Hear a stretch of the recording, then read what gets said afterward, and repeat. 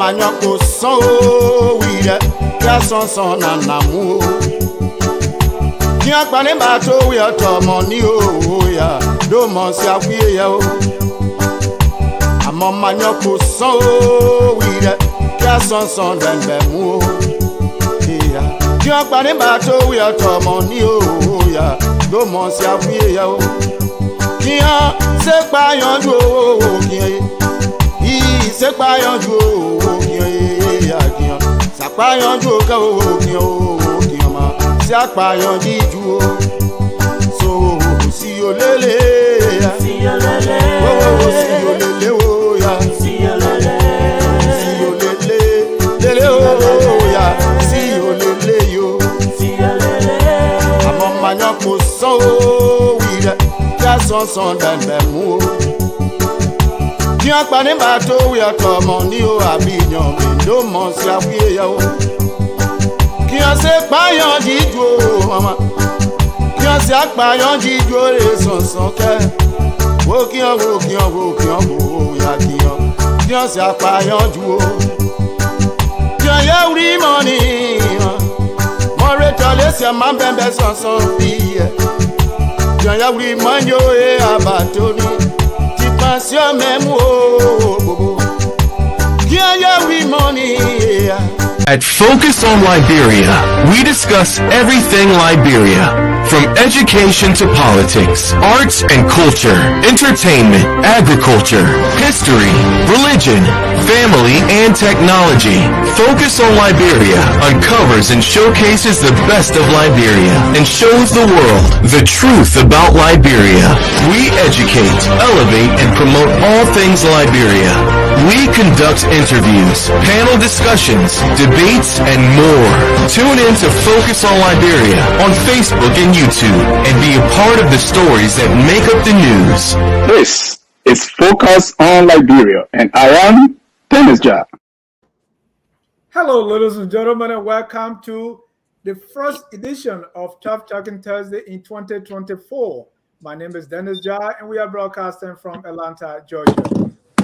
In tonight's edition of Tough Talking Thursday, we're going to be looking at the Totota gas tank explosion, that disaster that took place in Totota. Why did it happen, and what can we do to avoid a recurrence of these kind of disasters? We'll also look at President Weah's last-ditch efforts. We see that he's making appointments and he's doing other things with barely less than a month to leave office to turn over power to President-elect Joseph Newman Boakai. Also, President-elect Joseph Newman Boakai said Liberia is going to be different under his stewardship. I'm asking, how different? Is it for better or for worse? Let me welcome our governor's expert here, Mr. Adme K. Salif. Mr. Salif, welcome to Tough Talking Thursday. Thank you, Dennis. Happy New Year to everybody. Let's go after it. Thank you. Let me welcome the, in Liberia we say the veteran, the diplomat, the teacher, the journalist, the communication expert, and also the man who worked with various presidents. I won't be surprised if he's called upon to work with President Boakai. Welcome, Dr. Dukley. Happy New Year, Dennis, and hello to everyone. Happy to be here. Thank you. Let me welcome joining us from, he's on vacation now, Mr. Thomas Kanna. He's our public financial management expert. He's right here with us so that we can talk tough. He has an in-depth knowledge on the governance in the country, how things are run, and he's here to add his voice to talk tough. There's no form of tabata tonight. Tom, welcome. Thank you, Dennis, and Happy New Year to all the listeners, all the committed listeners that come every Thursday to listen to us. Happy New Year. Let me also welcome Father Elijah B. Washington. Father Washington is an educator and also a father, a Catholic priest. Father, welcome to Tough Talking Thursday. Thanks, Dennis. It's a privilege and always an honor to share the platform with you and our guests. Greetings and salutations to our people out there. Merry Christmas, Happy New Year, and our prayers and our thoughts are staying to the families who lost their relatives in a horrible situation that happened in Totota. So, yeah, it's glad to be here. Thank you. Let me welcome all our viewers from across the globe. This is the first edition of Tough Talking Thursday in 2024. We want to say happy New Year. We are glad to start the new year with everyone. Focus on Liberia did not lose anybody, and so we are happy to start a brand new year. And let me put on my Quiji so that you can see me. I can see clearly. I like that word. Right. So if you don't know it, you can get it out of context. Yeah. I want to also start with the tragedy in Totota. You know, a gas tanker passing. It looked like what appeared to be an accident, and people, you know, it was there, and it looked like people took advantage of the opportunity to get free gas. And I see people going there. I'm not able to watch this. I watched it the first time by accident. I can't watch it because it's so sad. But I saw people carrying their, you know, their rubber bowl and everything to get gas. And in the process, it exploded. The death toll has been rising since then. This is very sad. Dr. Duke, what happened? What is responsible for this, and how can we prevent such? Well, you could say, I mean, accidents happen everywhere. It's, the reaction that, differ from one place to another one. I mean, you have train derailment in Pennsylvania not long ago. In Japan, you have trucks blowing up, airplanes rocking into each other, on the tarmac. So accidents happen. But what is peculiar in Liberia case is that the aftermath, when you have a truck passing through a town with fuel like that, and then you have no, service, there's no security to tell people, when something like that happens, you don't run to it, you run away from it. You try to coordinate. To add to that also, you have a problem that we have a country where nobody take a license, to do anything. I mean, nobody take a test to be a driver. If you buy your driver's license, $25. You know how to drive, or you don't know how to drive? No, they give you you pay $25, you get a driver's license, and you get in a car.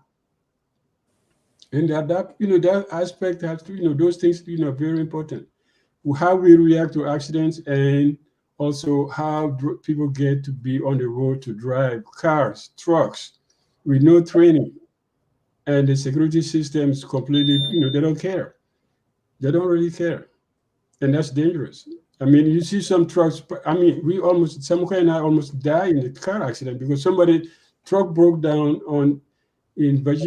somewhere on the highway and just left it there. No light, nothing. And at 2:00, we ran into it. And it was there 2 weeks after that. It was still there. So there are a lot of issues with this. I mean, you can't say this is one single thing that you need to do, or this is one single thing that causes it. Accidents happen, but it's how we react to it and what kind of measure we have to protect people when these kind of things happen. Right? When the truck falls down, you don't let people run to it. You chase them from it. That's my opinion. Okay. Tom, were you surprised by this, or you've been in Liberia, for some time? Did this surprise you, and what you make of it? Like everyone else, my sympathy to those who lost their lives, and those who are still in hospitals. We hope that they will respond to treatment, and we wish them a speedy recovery. In terms of accident, it wouldn't come as a surprise, but I think the nature of the blast is a little different. The only other incident I can relate this to was what happened in Freetown. I think a couple of years ago, similar thing happened in Freetown, where a gas tanker fell, and then people in Freetown rushed there to get some gas, just like people in Totota were doing. But in Liberia, I can't really reflect on this nature of a blast where an entire tanker that is carrying fuel will blast and kill this many people. So to me, when I think about it, I'm looking at what led to it. Right. Many of the state failures that led to the blast itself was that tanker raw water to be on the road to still be carrying flammable gas. Whose responsibility is it to ensure that those trucks that are on the road that carry the fuel, the diesel, that they are roadworthy, that they don't have problem? Is there any way, even if they were not inspected in Monrovia, all of the checkpoints that are along the way to Totota will have identified it to have problem and stop it from moving forward? I did hear a story that the driver had called earlier and informed the owner that the truck had problem, and they asked him to move forward, and they were going to send, I don't know, a team of people to go and repair it. So it's like failure of safety measures, failure of intercepting it along the road until it does lead to the final destination where it blew off, which is Totota. And then a failure of securing the perimeter around the truck, because when it fell off, the driver, according to the story, moved away and sat somewhere and was waiting for his team to arrive. And every citizen rushed there. People are taking the bowl that they need to use to eat, and they were taking it to go and get gas. And then it brings in the issue of poverty. When people are so poor that they just want to get a gallon of gas, how much money is that going to give you, to the extent where you will risk your life to go and get gas to sell it on the black market? So the issue of poverty is highlighted there.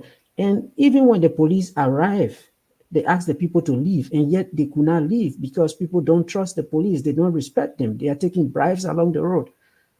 So even the uniform and the badge, the seal, people don't recognize it, they don't respect it. And then the issue of education. That was raising this issue in the chat room, and someone was saying, but there is flammable written on the truck. But the point is, how many of these people are educated enough to know that flammable means fire? So it's just, a combination of failures. After the war, we were a failed state. Now we are a state that is failing to enforce any real regulation that we have in terms of safety and protecting the lives of people. And then you come up with such a problem. And then the response, with all the accident that took place, we have to move everyone to Monrovia because we don't have hospitals in Totota that can deal with this kind of crisis. We don't have infrastructure there. My real issue is that if that fire had escalated and cut up the whole Totota, how are we going to put it off? The only fire service we have is in Monrovia. So we have no structure at the subnational level to respond to this kind of situation. What if that situation or the incident was in Nimba or Maryland or River G? What would we have done? So for me, it's just a combination of one failure leading to the other until we have this number of presidents that JFK cannot even hold. They are spread all over Monrovia. And that's our biggest referral hospital. So it's really sad. Sad indeed. Father Washington, you were an educator. Thomas talked about flammable. I was in 9th grade and they used to give us these spelling words and say, find the synonyms. And I saw flammable, they say the synonym is inflammable. And we say, how? This is supposed to be the opposite.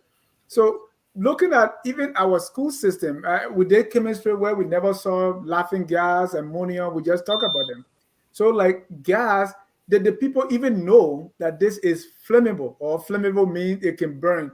That someone will stand on top of a gas tank like fire and you are laughing and you are doing this. What does it also say about our educational system, how well we are able to link what we do in the classroom to what actually happens in the community?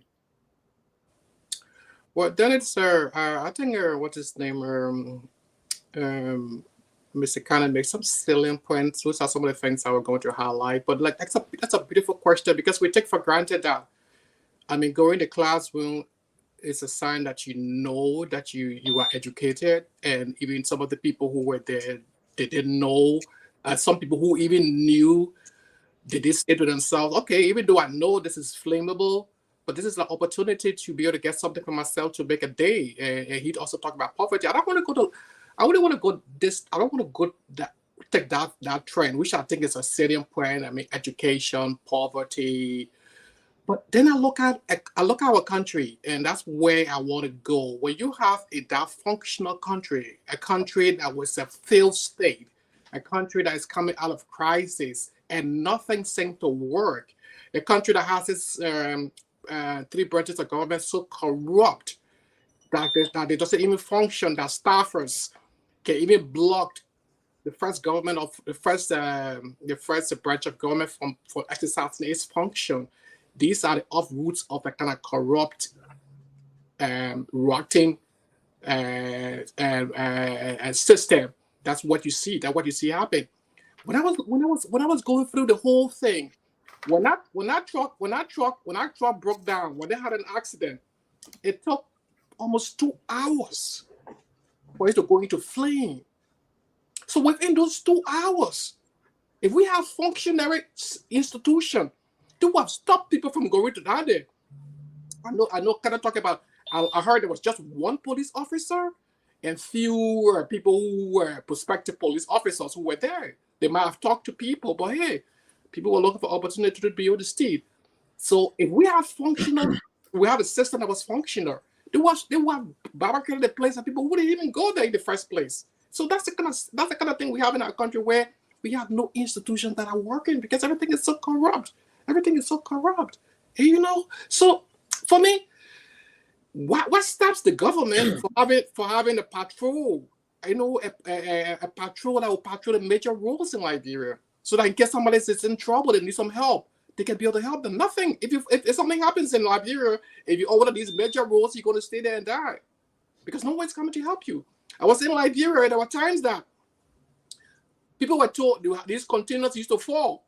They will fall in the night or they fall on the road and people would die. And everybody would say, oh, we should do something about it. We should do something about it. Nothing is done about it. Do I expect something else to change after this happened? No. When Joseph Boakai and his team, when they went there, what did they do? They provided money. That's all they did. They just provided money. Food for people. Okay, get them rice, get them food. That's all they do. No education, nothing. Going forward, what do you intend to do to stop this kind of things from happening? That's what the education comes in. What people need to know. But here, tomorrow, give them food, give them back a rice, let the family go, and the next day it's going to happen. Because I think those institutions are broken. So for me, yeah, in as much as education is a major factor, but I think if our institutions are working, they will prevent these kind of things from happening. But because we have nothing that's working in our country, we are a crisis country. So at the end of the day, our people just die. They just die. That will happen. They will just die. Yeah, that is sad. Mr. Saleh, we used to hear about these things in distant places and countries where, like in Nigeria, they say a gas pipe will be carrying gas, it will burst, and then the whole village will be taking gasoline. And then from in the morning till nightfall. So one person, when it gets dark now, they will light a match or something to see, and poof, the whole thing will catch up flame, and then the fire will run in homes where they are storing the gas. So it could have been worse. Could decentralization help this? I mean, I'm stretching it. Yeah, I mean, probably not. I mean, everybody has spoken really well about system, about public safety. Say it was a public safety failure, system failure, governance failure. But like Dr. Douglas said, accidents do happen. Accidents happen everywhere. Yes, you could go back, say, let's trace the root of this accident. In other countries, other advanced countries or countries that have resources, you are doing vehicle inspection. You have that system in place, the roadworthiness of this particular transport vehicle here that's transporting a dangerous content. But stop and think about it. We are a society that sells gasoline across the country in open containers. Like I said last week, I give my condolences to the family, to the country. There are things that we do in our society. It's just a societal thing. And again, it comes down to, while you all were talking about government, maybe government failures, regulation, and things like that. But you stop on the roadside and buy gasoline. They will come. It's open, it's in a big jar, and they'll pour it in your vehicle. Keke driver, pen driver, that's how they survive. So yes, kind of talk about poverty. So maybe if there's something done to address to reduce poverty, to really address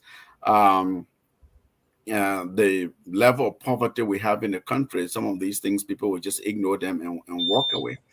But I have to say something about what happened after this tragedy. Yes, we always talk about that we don't have system and so on, but Liberia does have certain systems that work, and they may not be fully equipped, and they do have professionals who know their job, who do work. I listened to the press conference the doctors at Phoebe Hospital gave. I mean, like in any country, a tragedy like that, you look for the major trauma center, major trauma hospital, the nearest trauma center. In our case, I guess Phoebe was the nearest trauma hospital where they transported people. And these doctors, the county health officer and the chief medical officer for Bon County and the medical officer for Phoebe Hospital, explained how the organized basically in the trink of an eye, the entire county health system, regional system, people, county health system from Margibi showed up. People, ordinary people, politicians, you know, they're not trained in medical science, but they showed up. They did what they could. They triaged the situation and then referred patients. Of course, this anyway being burned, that kind of, you know, third-degree burn or whatever. You need specialized specialists and specialized equipment and facilities and specialists to deal with that anywhere in the world. I mean, here in Minneapolis, you go to Hennepin County Hospital, they have a whole burn department, right? So it's a difficult medical response situation. But my point is, what I saw and what I heard in the press conference, it really warmed my heart that these medical professionals, under difficult circumstances with limited resources, could intervene in the way they did, in the way their training, their capacity, their education, the resources allowed them to do, and then triage the situation, assess patients before sending critical cases to JFK. Yes, even JFK, right? The same thing. Phoebe, JFK doesn't have it. And so they started distributing people around Monrovia. Still, people are dying as a result of the burn. But at least that organization, the system, the network that Dr. Gwaniga, the late Dr. Gwaniga and others put in place that is around the country, the health, the county system and the local health system, I think it worked to a certain extent. The politicians failed because to this point, I don't know if I've heard President Weah give a national address about this tragedy, or that they did fly the flare half mast about this tragedy. Was there some kind of mourning, mass mourning, so that you could use that as an opportunity to educate people? None of that happened. Yes, politicians showed up, they gave money, you know, and sympathized with people and said they would be there for the families. But those who are lying burned in hospitals, that is a lifetime of disability. If they live at all, that they will live with. So there's so many different angles we could talk about. Again, poverty, system failure, and all of that. It was just a very, very tragic thing. I was watching the video. The life was on. This reporter kept saying, "It's illegal. It's illegal." Oh, my people. I kept yelling in my like, it's not about legality, it's about safety, public safety. People should get away. And the words didn't come out of my mouth. The thing just exploded. It was the most traumatic live video or television moment I've seen in my life. Very traumatic. Today, the president. I don't know what. Hold on, Washington. The president of the Liberian community of Connecticut reached out to me and said, "Hey, we want to help the victims of the tragedy in Totota. Do you know anyone we can contact?"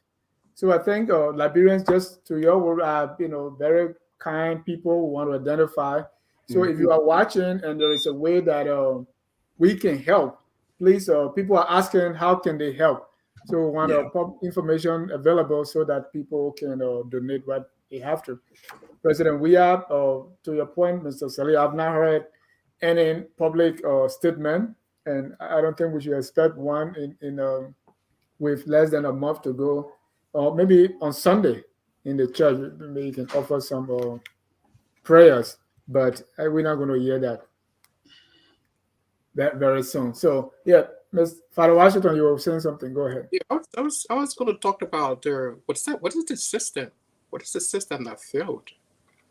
Um, when you have when you when you have a truck, no matter even if it can be the best of truck, you can have accidents. Okay, so the whole thing about you can have accident no matter even if the truck is good. My other thing is when something happens, especially in that situation where people where it's in a major town and it happens and nobody's able to go there and and prevent people or even ask people to leave that this is inflammable. Right. 2 hours. But even if somebody asks, would they leave? Well, that's no. I- No, let me just say, even if you ask, and when you bring in reinforcement and you bring the police in and say, hey, you gotta go, you gotta leave this place, people will leave. That was the guy there was the guy who I listened to. He said the reason why he went there because he said he had all these big containers that he took there on the main road. He said because he had talked to the person who has the truck, and the person said to him, hey, if you can help us to be able to get some of the fuel out of this truck so that when it goes and something happens, we got to get some of our money back. I'm like, come on, it's not possible that you're going to do that because every time you move the truck or come in contact with the gasoline, that's when it's explosive. So for me, I don't see any system, to be very frank, that's here because there was a system that would prevent it. And the thing is not about what happened after. The question is, what led to this? Why did this happen? And what can we do to prevent it in the past? It's not what people have done. I mean, I've listened to all these nurses and they came out saying this is what they want, but hey, what can we do that this doesn't? Thank you. Yeah. Thank you. So, Tom, I want you to conclude on this. What do we learn from it? And what can we do going forward? We're going to a new government now. The sad thing about Liberia is we just move on. Next week, there will be something that will happen. Happen again. Yeah, something will happen like Lopu, marriage, and it will take over the whole country, and you will not hear about this accident. You know, there are a couple of things that we need to learn from an incident like this. Okay, like I was saying, for me, my concern is what happened before, what led to it, and then the response after. Because the other line of this, like Ahmed was saying, was that even in well-developed countries, all the measures are in place, but accidents will occur. They will have checked that vehicle. The police will have done everything to make sure it's raw water, but there will still be an accident. How do you then respond? What systems do we have in place? Maybe there are people, if they have had some 5 minutes of medical attention in Totota, they will have survived. But when they were taken from Totota before they got to Phoebe and then transferred to Monrovia, they lost their lives. So there's a lot that we can learn. How do we improve safety issues along the highway? Those communities that we have along the highway, are they aware that these trucks are carrying materials that are harmful, that are flammable, right? Public safety issues, police issues, regulating the trucks, the transport sector, and all of that. The other issue that I want to highlight here is that we've been discussing the issue of transition. You know, the 2017 transition was a transition that took place after, I think, 40 some more years, 43 or 44 or 45. We have no transition law in the country. At this point in time, the transition is taking place under an executive order. And we are talking about having a specific law to be able to guide our transition process. This happened at a point in time when the president had said that any expenditure in any government entity that is above 10,000, it has to go to the president for approval. And then you have an accident like this.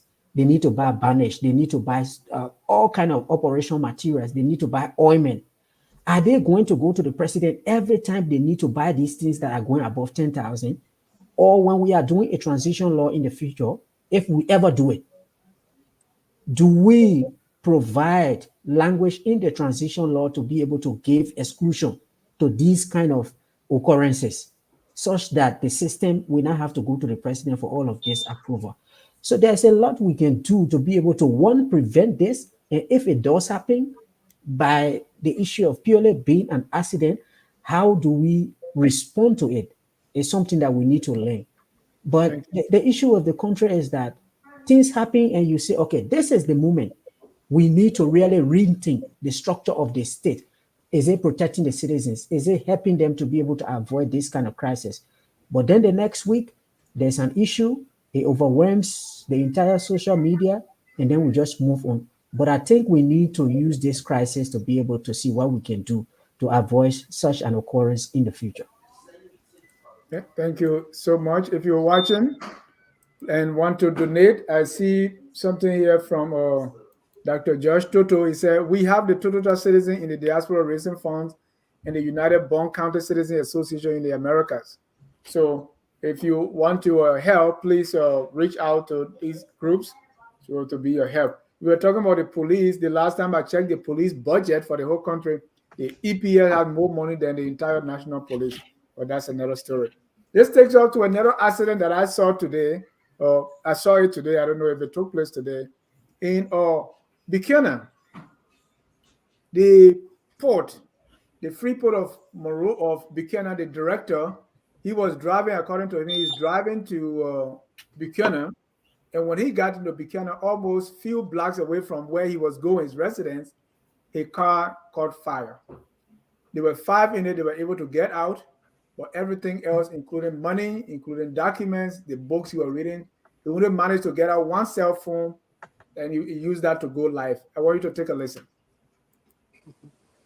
Just got on fire. We had to jump down from the car. All of us got down from this car, and everybody, we had to struggle to take things down from this car. Everything left on this car, and we took the little take down. That's the heavy sound you hear me right here.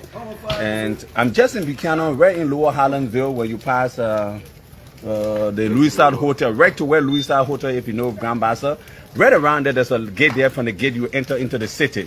We just arrived here, and my entire car started blazing. We had to jump down, and so far there's no casualty. And the young people riding with me, one of them just fainted, and we're trying our best. But I just wanted to bring you this live so you can know what happened. My entire Volkswagen just got on fire here. We can't tell how it happened. We try our best to take everything down, documents, everything we couldn't, but we try our best and took some of those things down. You know, we're just driving to Bassa because Friday is my birthday, and that's another fire accident.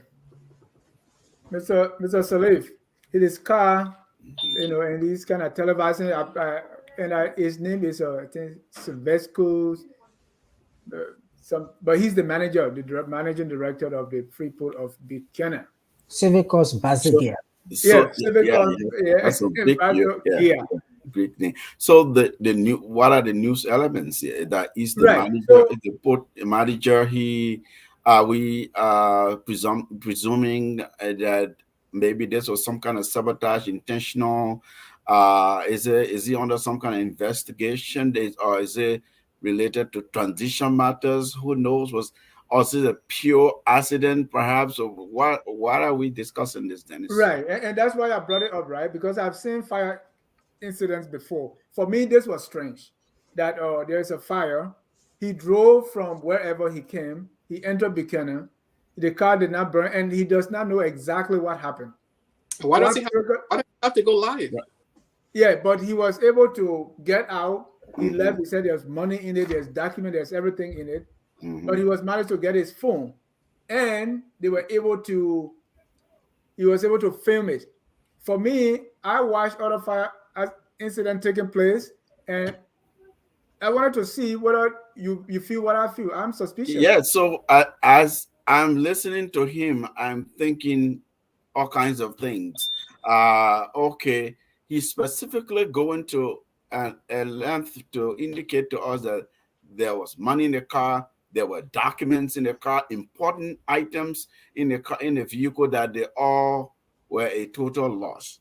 He indicated. So anyone whom he's obligated to, whether it's government or institution, he will say everything got burned in my car.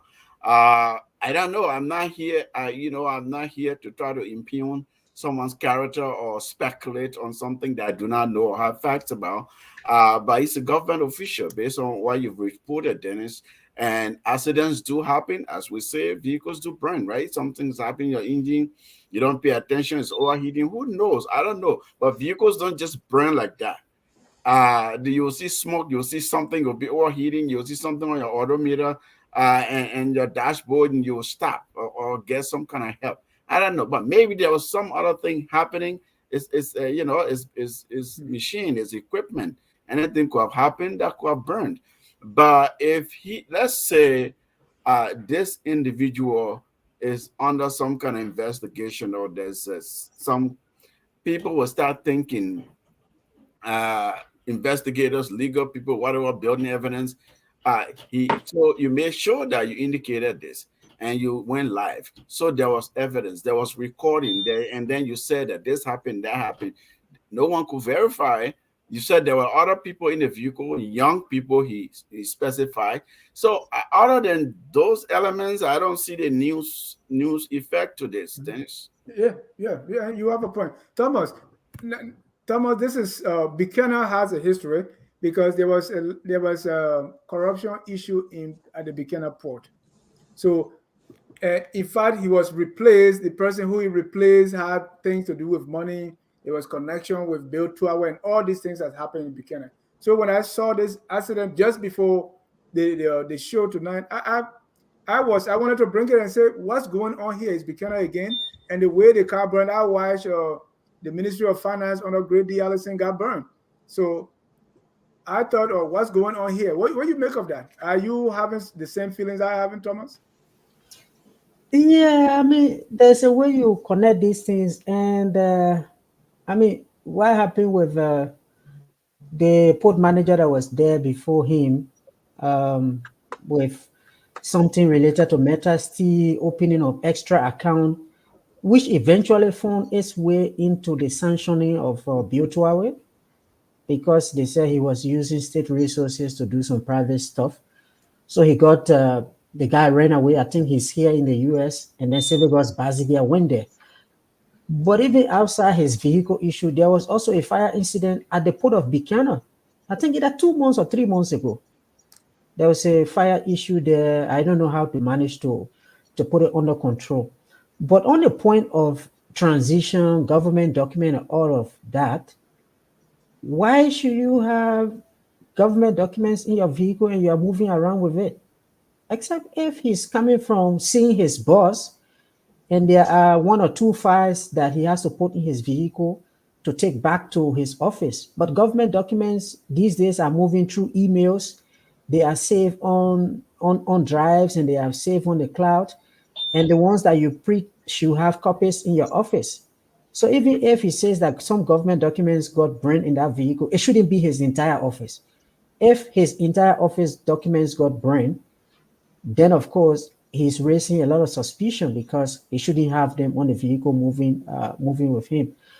On the issue of why he filmed it, I mean, it's just an issue of citizen reporting these days, that anything happening, people just take their phones and they just go live to be able to show what is happening. He was filming it himself. That's what I'm saying. So he turned into a citizen journalist, but I mean, the question that comes to my mind is that if that does happen to you and you are the one driving, you become a bit traumatized and you might not even be able to report. Other citizens will have to come to be able to do it on your behalf. But it's like he jumped out, he managed to have the coverage to pick his phone and be able to go live to be able to report on it. So, I mean, I don't want to say this is linked to anything, but if it does link to anything, the story itself will come out. I'm not sure whether the transitional team is having engagement at the subnational level, and that will put him under pressure to do anything. But if there is anything behind this, I think it will eventually come out. Father Washington, you conclude, so we move to our next issue.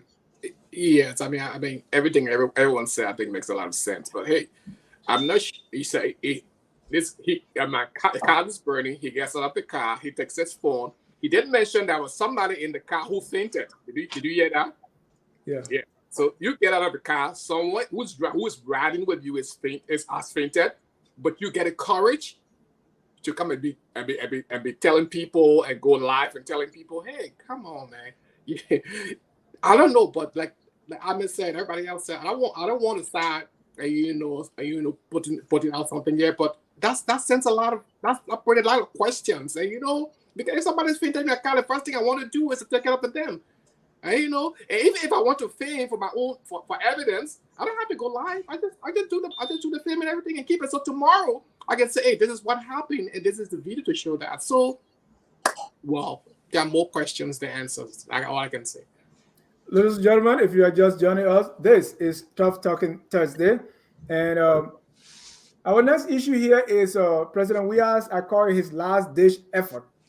He has made 2 appointments, replacing the fallen LRA commissioner. Dr. Dukley, are you back?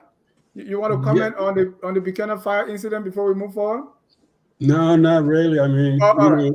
So President Weah has appointed, it's a doctor, Samora Wolokoli, to replace the LRA, fallen LRA commissioner, and also Councillor Frank Musadin on the Supreme Court Justice. Well, a lot of things has happened. The Unity Party filed a stay or a prohibition on that, and it was granted by the Supreme Court with Justice Wolokoli in chambers. All these things. I know we discussed this before, but President Weah, when he won the election, there was when he lost the election and conceded, there was a lot of wings under his wing, right? Now, with these efforts, with this trying to make this up, if they don't go well, what happens? How does it make President Weah to look? Or what is driving? Yes, President Weah has the constitutional authority to do these appointments, but what is driving it? And what do you see at the end of it, right? What's going to happen, especially if he's not able to confirm that Justice Councillor Dean? Dr. Dukley. Well, you could say what everybody's saying. Weah is trying to cover his back. He's trying to get out of the government by staying controlling the government. If he has Musadin at the Supreme Court and likely Mr. Fonadi Kofa heading the legislature, he holds Boakai. He holds the government hostage as long as he wants, somehow, directly, indirectly. And whatever investigation, whatever you want to do, will just die somewhere. There will be no investigation. There will be no subpoena to call anybody to testify of substance. And LRA, what do we know about LRA? That 4 auditors died in the last, 2-3 years? And then the chief himself died. I mean, okay, let's say he died naturally, but 4 auditors died from that place, and we still don't have a clue. And if Mr. Wolokoli, who's going there and who has a reputation that I don't want to repeat, I don't want to be, talking about people with, things that I don't know, but he has a reputation like everybody else in that finance ministry. So he's going there. What is he going to do? So I think we have just sat down after conceding and everything else. People say, you know what, my friend, we're going to be in trouble.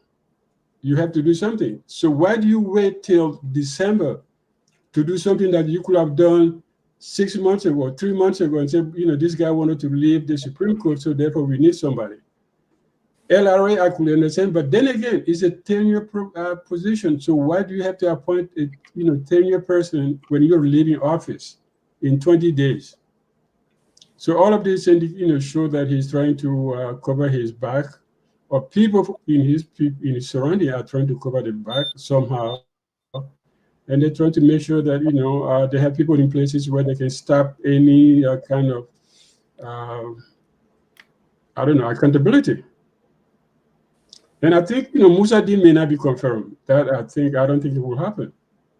For LRA, it's a 10-year position, but as you know, you can always ask a 10-year person, friend, you have to go. We'll pay you their dues, you pay the dues, and the person has to leave the office. That it happens before. You could just say, we don't have confidence in you, and then therefore the president can say that. I mean, it doesn't matter if he appoints Mr. Wolokoli tomorrow. Boakai can say on the 23rd of January, Mr. Wolokoli, I cannot work with you. You have to leave this office, and I'll replace you, and we'll pay you your dues, and that's it. It happens everywhere in the world in democracy. Father Washington, what is President Weah up to? I don't want to circumvent what he's up to, and I think there are 2 schools of thoughts here. When I listen to all the Unity Party people, they say, "Oh, he's trying to hide something, or he's trying to put people." He has to function. The government state has to function. And people have to be in places for the government to function, and that's his responsibility to make sure the government functions. So if he makes this appointment, he's making them because he has the jurisdiction to make them. Is there anything behind it? These are all speculations, but he has the function, and he's performing his function. So for me personally, he's performing his duty, and even the day on the 22nd when he's walking towards the podium and he wants to make an appointment, that's his prerogative. That's under his jurisdiction. So there's no big issue about that. So the only thing I can say that sometimes when I was thinking about it, I was talking about political expediency. I was thinking about political prudence. But hey, this is his jurisdiction, so he has politics. He has the right to do what he's doing. So. And I didn't see any big issue with that. If tomorrow the Unity Party government gets there and thinks some of the things he did was not correct, let them change it. Thank you, Thomas. The other things I was thinking about is sometimes we say President Weah, or we blame the president, but the people that are party that are helping this. For instance, let's start with Justice Nambi. First, he wants to resign. He has now reached the age of retirement. And then he asking for early retirement that he does not qualify for according to the judicial law. And then you have the Chief Justice now advising the president, hey, this is within, you have the right to do this, which is not her role, right? It should be the Justice Minister doing that. So now the case is going before the Chief Justice, and she has already issued an opinion, right? So I don't know if they will ask her to recuse herself. But I'm looking at all these people that are trying, because they are advising the president, right? The president, as a politician, will want to do things that will, benefit him politically.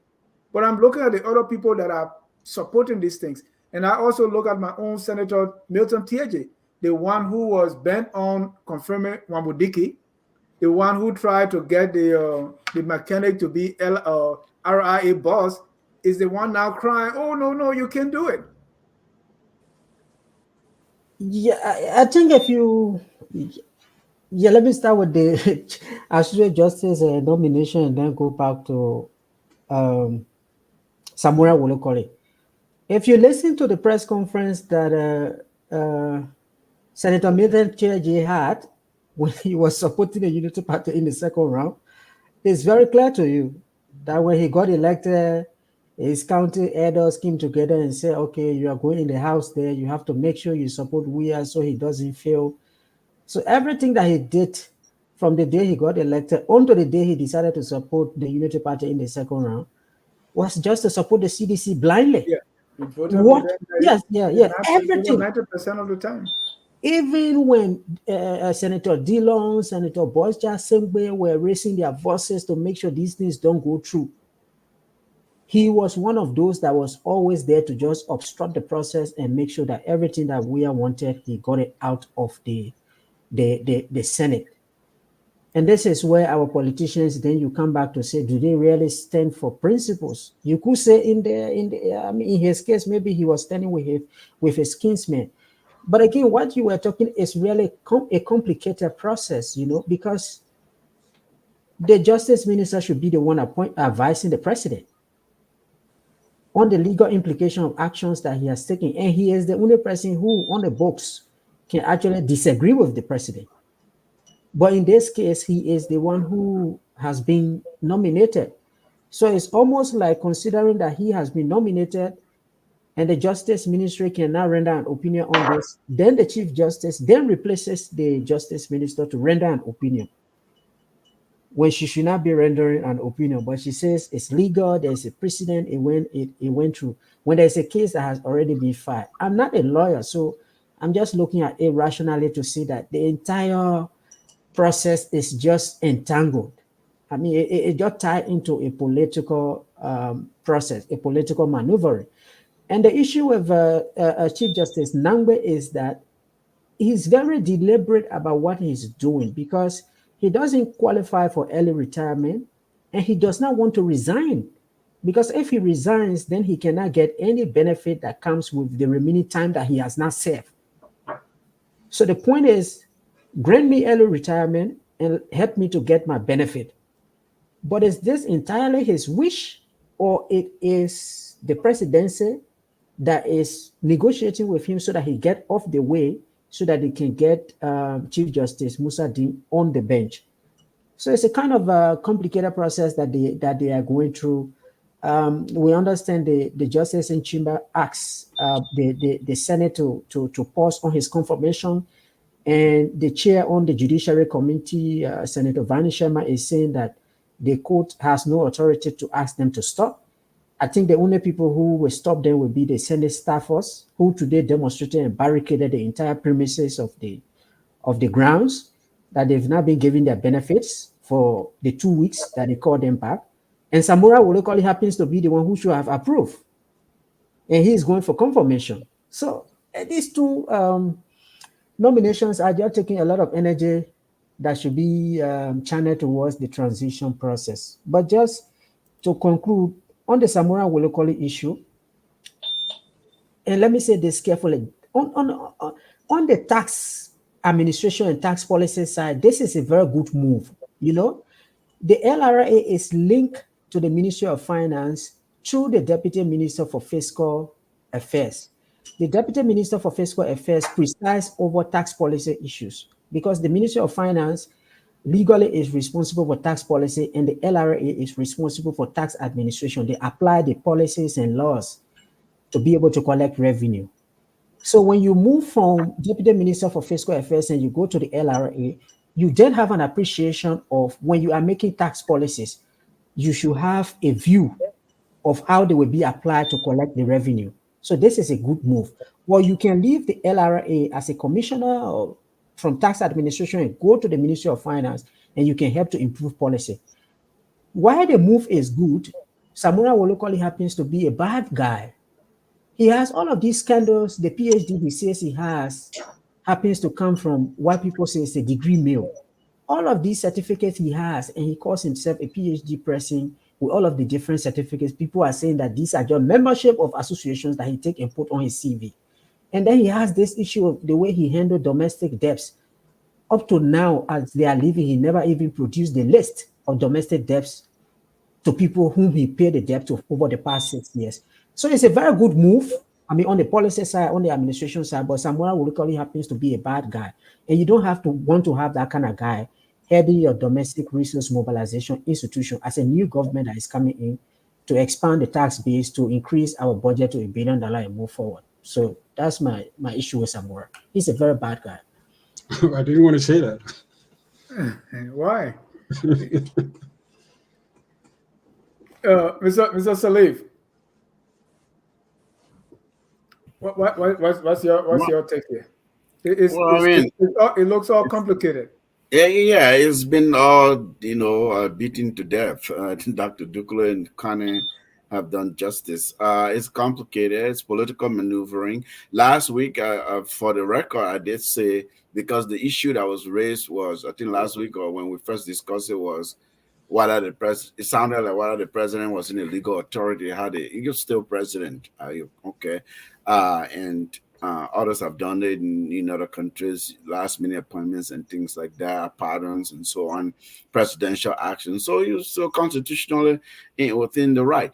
But you can look at it deeply now, as others have analyzed this. It's all political. It's, of course, you will say, but it's a political move, right? And it's going to tie President Boakai's hands. If you have Councillor Dean on the, like Dr. Duklu and Kane have said, on the bench, and then you have Samora over the LRA, it's not like you can't have an opposition in government. In fact, it's encouraged to have opposition of people in your government. So you have these opposite views, or at least you have different perspectives. It's helpful. You don't want to just surround yourself by these people who are yes sir. You want somebody who will say, well, I think you're treading the wrong direction. But like Kane has said, I mean, I don't know Samora personally, but what we know in the public and you read in the media about government and what he has done in government, it leaves a lot to desire, right? you can tell that this is a move on the CDC part, on President Weah part, with all the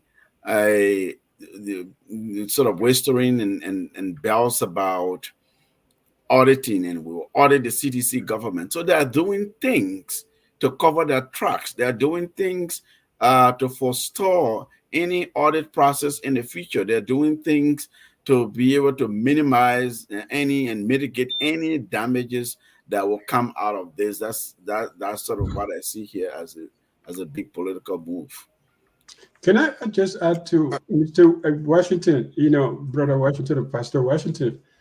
I think if this process of Mr. Nagbe resigning getting off has started not today. That's a long story. So why do it? You sit after 1 month after conceding the election, you sit and say, oh, by the way, I want to send my Minister of Justice, the Minister of Justice of the outgoing government, to the Supreme Court.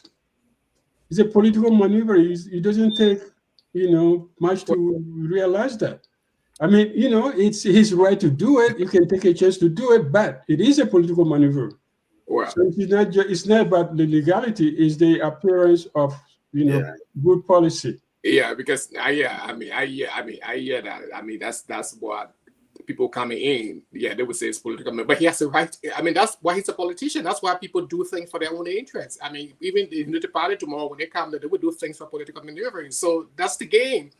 And before you come in, then I just like to ask sometimes when I try to ask people who are opposed to Dane being associate justice, I was like, if he was appointed 6 years ago to be associate justice, would you have accepted him? They would say yes. If he was appointed 2 years ago, I would have accepted him. Yeah. Now, when I ask them, what reason are you opposing him being an associate justice?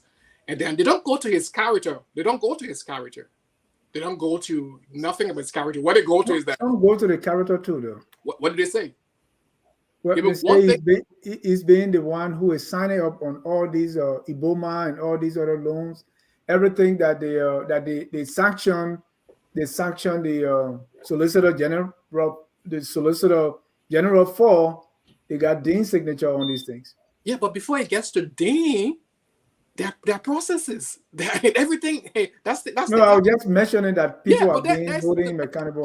For me, I think it's not about his character. It's about his function. His function as a justice minister, he has to sign. So if you go through the PPC and everything is done, when it gets to him, he has to sign. So no, he does not have to sign necessarily. He's the legal advisor to the government, to the president. So just because other sector ministers or sector institutions and leaders have signed a document, that's why you have a justice minister. Yeah, if he sees that it makes sense to him, he signs. Okay, now you just qualified it. But let me say something. And that's his function. For me, whenever I listen to the other side about why he should, I don't see anybody talking about why are you opposed to him. Why you opposed to the president? I don't think anybody opposed to him. I think the process. People are talking about the process. Which process? 20 days after, you're 20 days away from surrounding power. Why do you move the Minister of Justice from his post to the Supreme Court? For inauguration, he has his jurisdiction to do that. Nobody contests that. Yeah, that's what you're doing. That's what you're doing. You say it's political. No, I'm not. I'm not contesting the legal aspect. I'm contesting the political move. But he's a politician. In terms of it's a political thing. So before you come in, Mr. Salif, if the coins were flipped, right, and Unity Party people now that are saying, no, if they have the opportunity to do the same thing, right? Because Absolutely. We are saying right now we are saying actors. We are saying actors like we already spoke about my Senator TJ, right? Mm-hmm. People are flipping for their own political life, their own political expediency. Yes, right? Expediency. So why not we are? That's where I wanted to go, Dennis. So, the legislature, for example, can say, "Oh, we'll pass this law. We'll pass it," and just because something is right, if it does not have a good moral underpinning, or it's not good for society as a matter of policy, that is not a good law. That is not a good right. Just because you have right in human rights, you have positive and negative rights. You have rights that are given to you, rights that are protected. Duty bearers protect your rights, right? So rights in the you may have the constitutional authority to do something, but if it's not good for the whole of society or the morality of it, because for example, arguments I've heard and I tend to agree with, if President Boakai, when he becomes after inauguration, decides to follow through on his word to audit the outgoing administration, it will be former Justice Minister Dean that they will be going to verify certain information, at least partly, not only him, but on the legal side, in the legal department of things. He will, you can imagine, will be heavily involved in answering questions, in looking out, verification processes and so on. And this is the person now who is on the Supreme Court. So people whose matter will climb to the Supreme Court, this justice will have to recuse himself because there will be this conflict of interest. So you can say, yeah, he has a right, he can appoint in the last minute to high noon on the 22nd. That is true technically. But then what is the larger interest of the country? You serve your country. I see some fear here from Unity Party people. That's what I see. Because he has, what is the conflict of interest? Let him finish. What is the conflict? I don't think anybody talking about Unity Party here. You are bringing we're not talking Unity, right? We're talking about the political principles that you 20 days before your inauguration, sir. You should like 20 days. Hold on, Father Washington. Sally was still making his point. Yes, Father Washington would. Yeah. So I just wanted to throw in the moral underpinning behind any law. As anybody, it's if the law that is made or is passed, it's not moral, it's not good for society, and that can be proven. That's no law. That's no good law. Let me just respond to that, because I'm an ethicist. When it comes to morality, at least I have an authority. Well, I mean, you have the authority in your own right, but I don't think you have authority on all moral matters that concern all of us. People have different faith traditions. When you say, because every law is a subset of morality. But the thing is that the point you're making is that because it's not good for society. Who makes that determination? Listen, we can go into the philosophy and the ethics of morality. That determination now. In this context. Well, let me speak. You ask question, right? So let's have a dialogue. Let's not speak over each other. Let's just respect one another and respect the viewers. We're speaking specifically about these two nominations. And then I took that matter out of those individuals. I'm saying generally, you make policies, you make laws and policies that are in the interest of the public in the first place, the citizens, the country. That's why leaders make decisions. Now you can say, look, no, leaders seek their own political expediency, for their own political expediency, their own self-aggrandizing reasons. Yeah, there are all kinds of human motivations. So I'm not going into those. I'm just speaking to generally what they will teach you, that you make policy because it's good for society. You make laws because it will benefit society. You solve problems of laws and policy. If others are pointing out that you put this individual there will be these complications because the government will want to investigate and it will create a conflict of interest. Somebody has to recuse themselves. Why go through all that? So I'm not questioning Councillor Dean's qualification, his personal morals. I do not know. I can't point moral compass against him because I don't know him individually in that way. But generally, what I know, you make policy and laws that is for the good interest of society. Thank you. Hold on. I want to bring in another angle here before we move on. Can I respond? Yeah. Your response. Just give me a minute here. The staffers, I like the staffers today. They have a roadblock, and I still picture the guy who was thinking, "Yeah, we are go." So I'm like looking at all these things. Okay, is this the same staffer? But I just want to show Focus on Liberia was at the Capitol building today on the Capitol. So good afternoon to Focus on Liberia Television.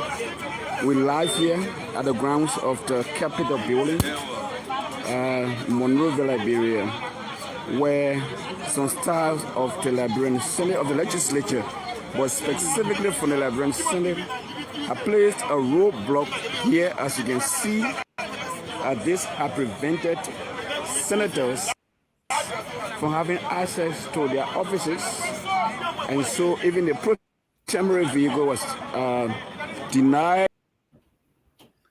What's going on in Liberia? It's like everybody having the law in their own hand, and tell me what's happening here. I thought I was going to.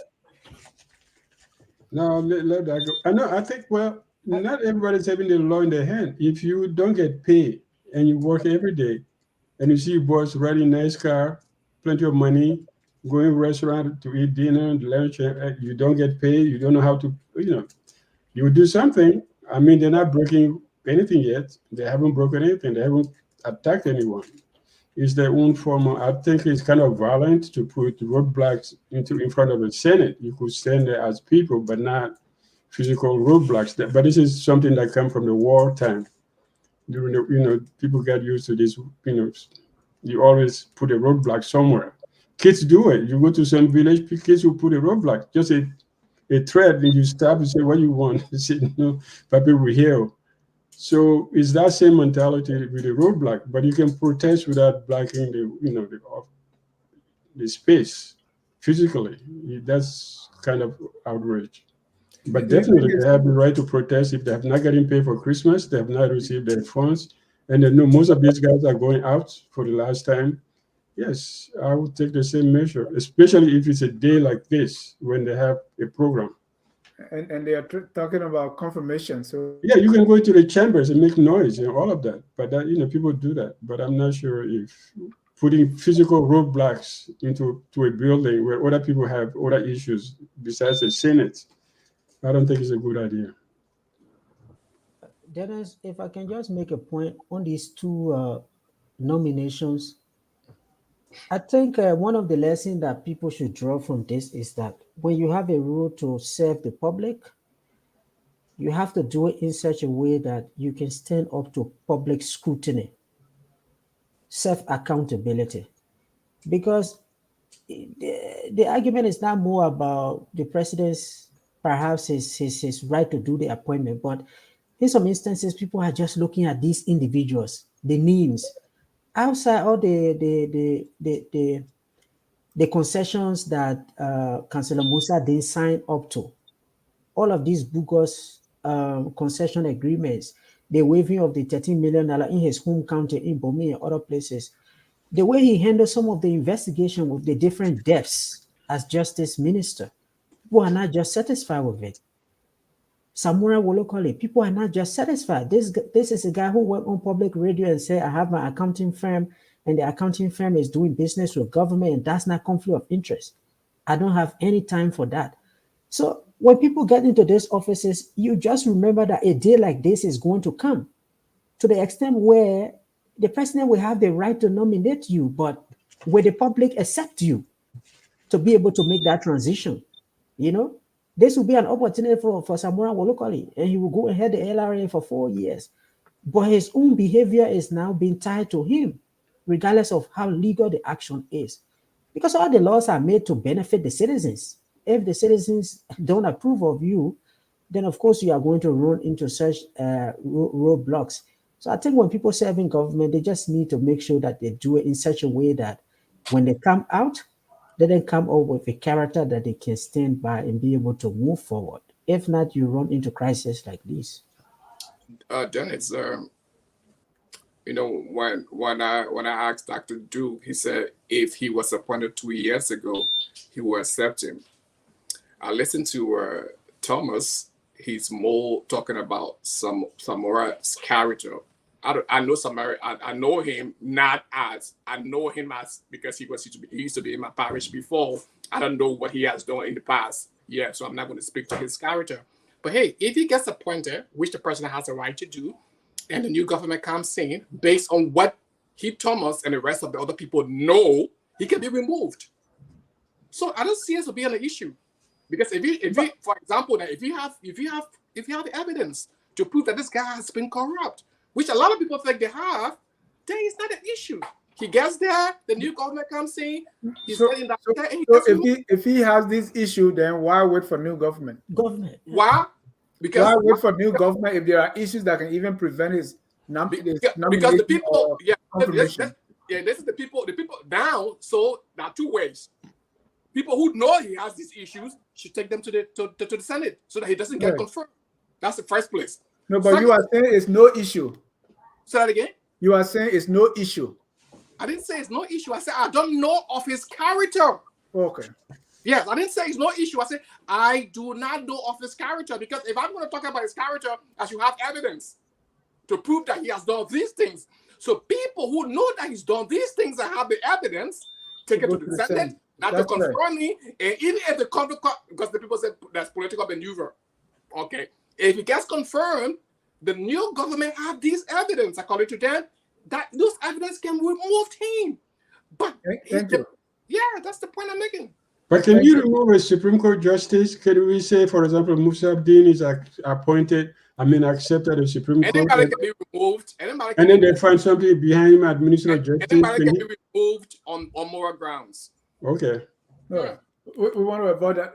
We'll take a short break for 30 seconds. When we come back, President-elect Joseph Newman Boakai is promising that Liberia will be different under him. We'll be right back.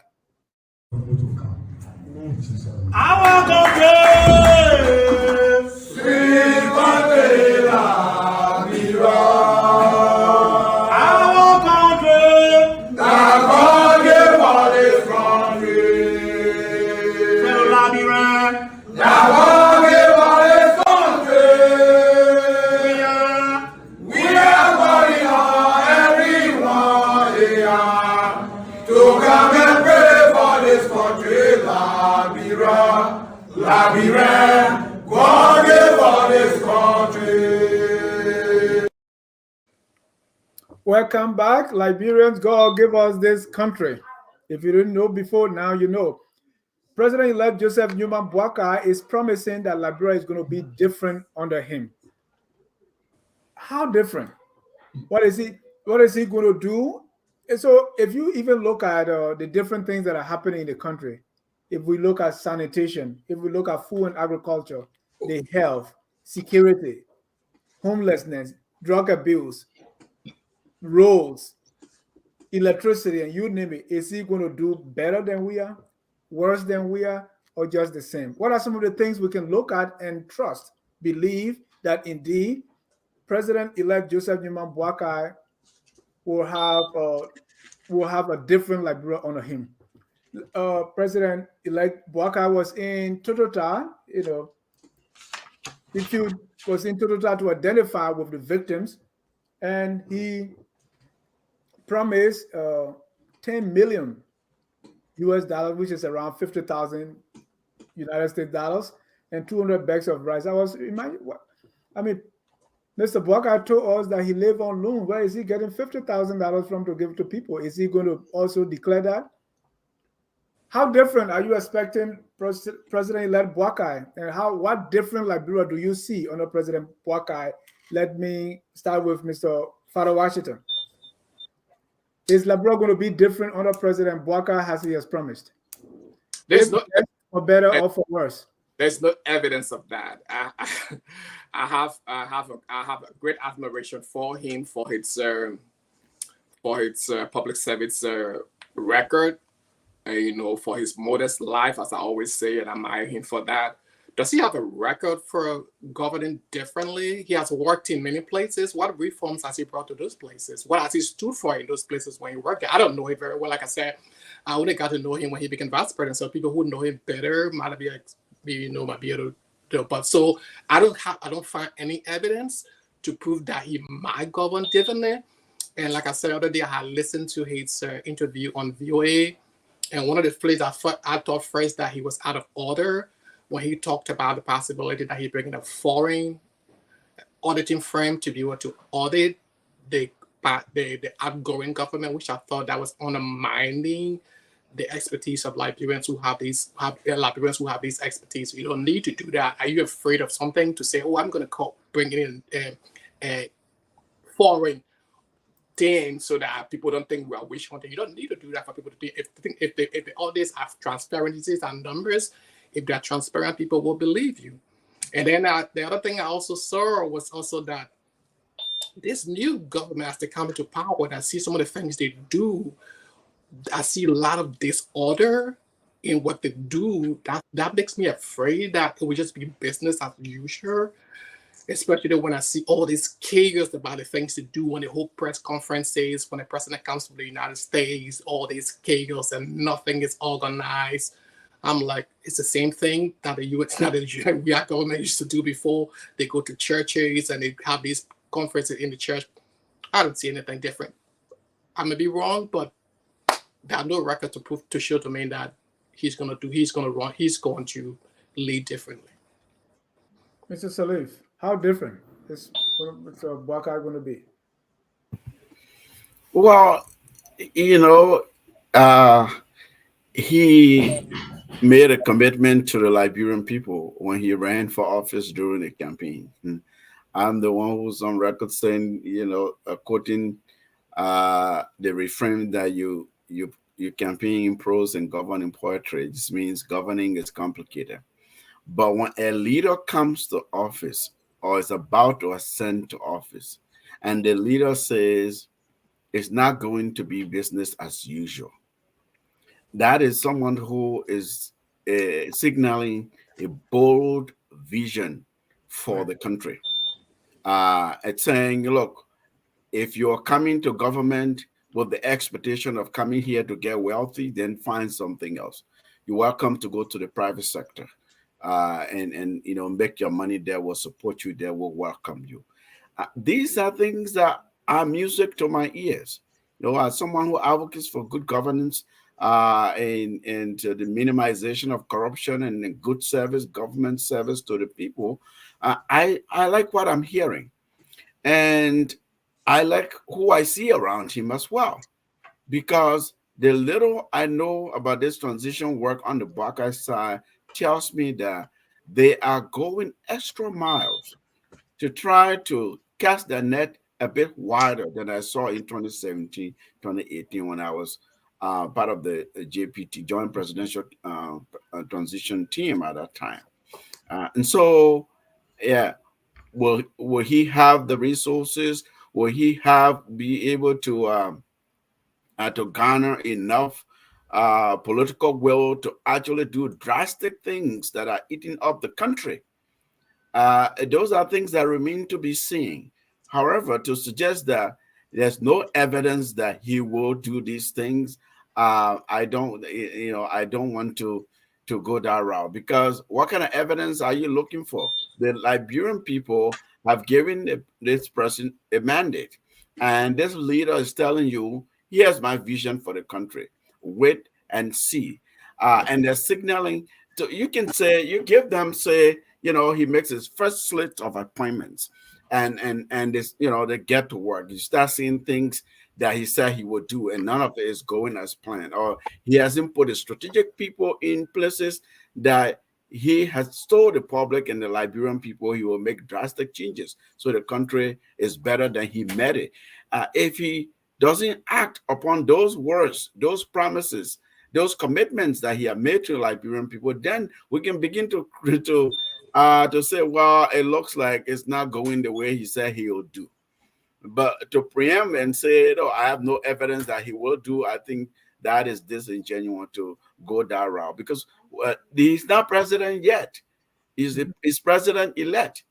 And what do president-elects do? They came to office because they've made commitment, because they demonstrated their message. The citizens bought that message, the way they delivered that message. They saw evidence that this person will be better than what we have now or the other candidate, and therefore went ahead and elected him. So you have your evidence. So Mr. Salif, I think hold on, Father. There's not a dialogue between me and you. Hold on, Father Washington. It's not a dialogue. You just hold on, Father Washington. I want to ask Mr. Salif.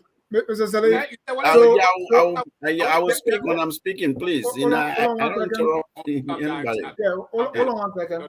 Don't do that. You I said something and you say you want to see what else I'm looking for. Yeah, hold on, Father Washington. Father Washington, hold on, please. So we're looking at what he's doing now, right?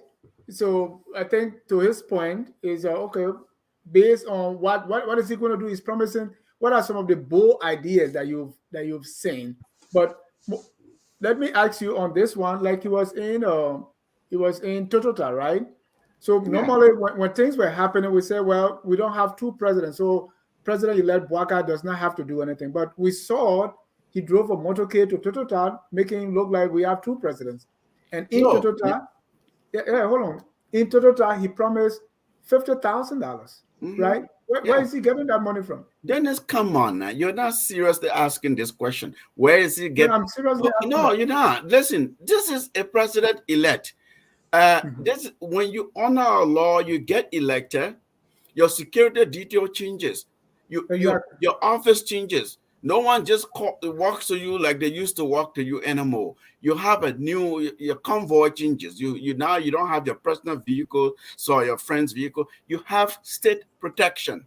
This person has good offices. This person is the head of state in waiting, just a matter of days. What are you talking about? You have goodwill. This is the man who was just in Washington, D.C. having major meetings, had commitments from international multilateral and bilateral partners. He has children. He has successful people around him. You want to tell me he can't garner $50,000? Really? No, I want to know where. I want to know. No. You're trivializing this. You went back and said, "Oh, during the campaign time, he couldn't afford, or he couldn't afford this." This man ran a multi-million-dollar campain, political campain, a very successful one. He couldn't afford. I said. He said, yes. Look, I have heard, like you have, in the past, in the media, and sometimes from President-elect Boakai himself, that look, I'm not a wealthy person. You know that he says I didn't steal state resources. That is not corrupt. Because the thing in Liberia and most of sub-Saharan Africa that we do and we're used to is when you ascend to public office of that level, and therefore you should not ever be poor. Why? Because you will have amassed wealth at the expense of the poor people or the public purse. The man said, I didn't do that. I didn't do that. I didn't have to do that. I'm living comfortably, but I had to take loans. It's legal to take loans. So now to question how can he afford $50,000? The fact that somebody says they're not wealthy doesn't mean they can't afford $100,000 or $50,000. Let's be transparent. That's all I'm asking. Let me. Okay, I would take that. I would take if you say, all right, we would like to see some report, or when I don't know, maybe the source of you have the right as a citizen, as a media person to say, okay, we'd like to see some transparency. That's fine. Sure. But the way the question was put, I thought I wouldn't ask it that way. Right, and we're different. Dr. Dukley, if you say you're going to be different, we're going to be different. We want to see what are some of the bold ideas. And let me throw something out there that may not make sense, right? Like, what are some of the bold ideas that can tell us that it's going to be different? For instance, what about a part-time legislature? Maybe we just close that office for 2 years and see what bad going to happen to us. What are some of the bold ideas coming from President-elect Boakai that tell us that things are going to be different under his stewardship? You know what? I'll start with the simplest thing. Boakai will show up at work every morning. People will see his convoy going at work at 9 o'clock, and he will return home at 5 or 7 or 10, depending on the day.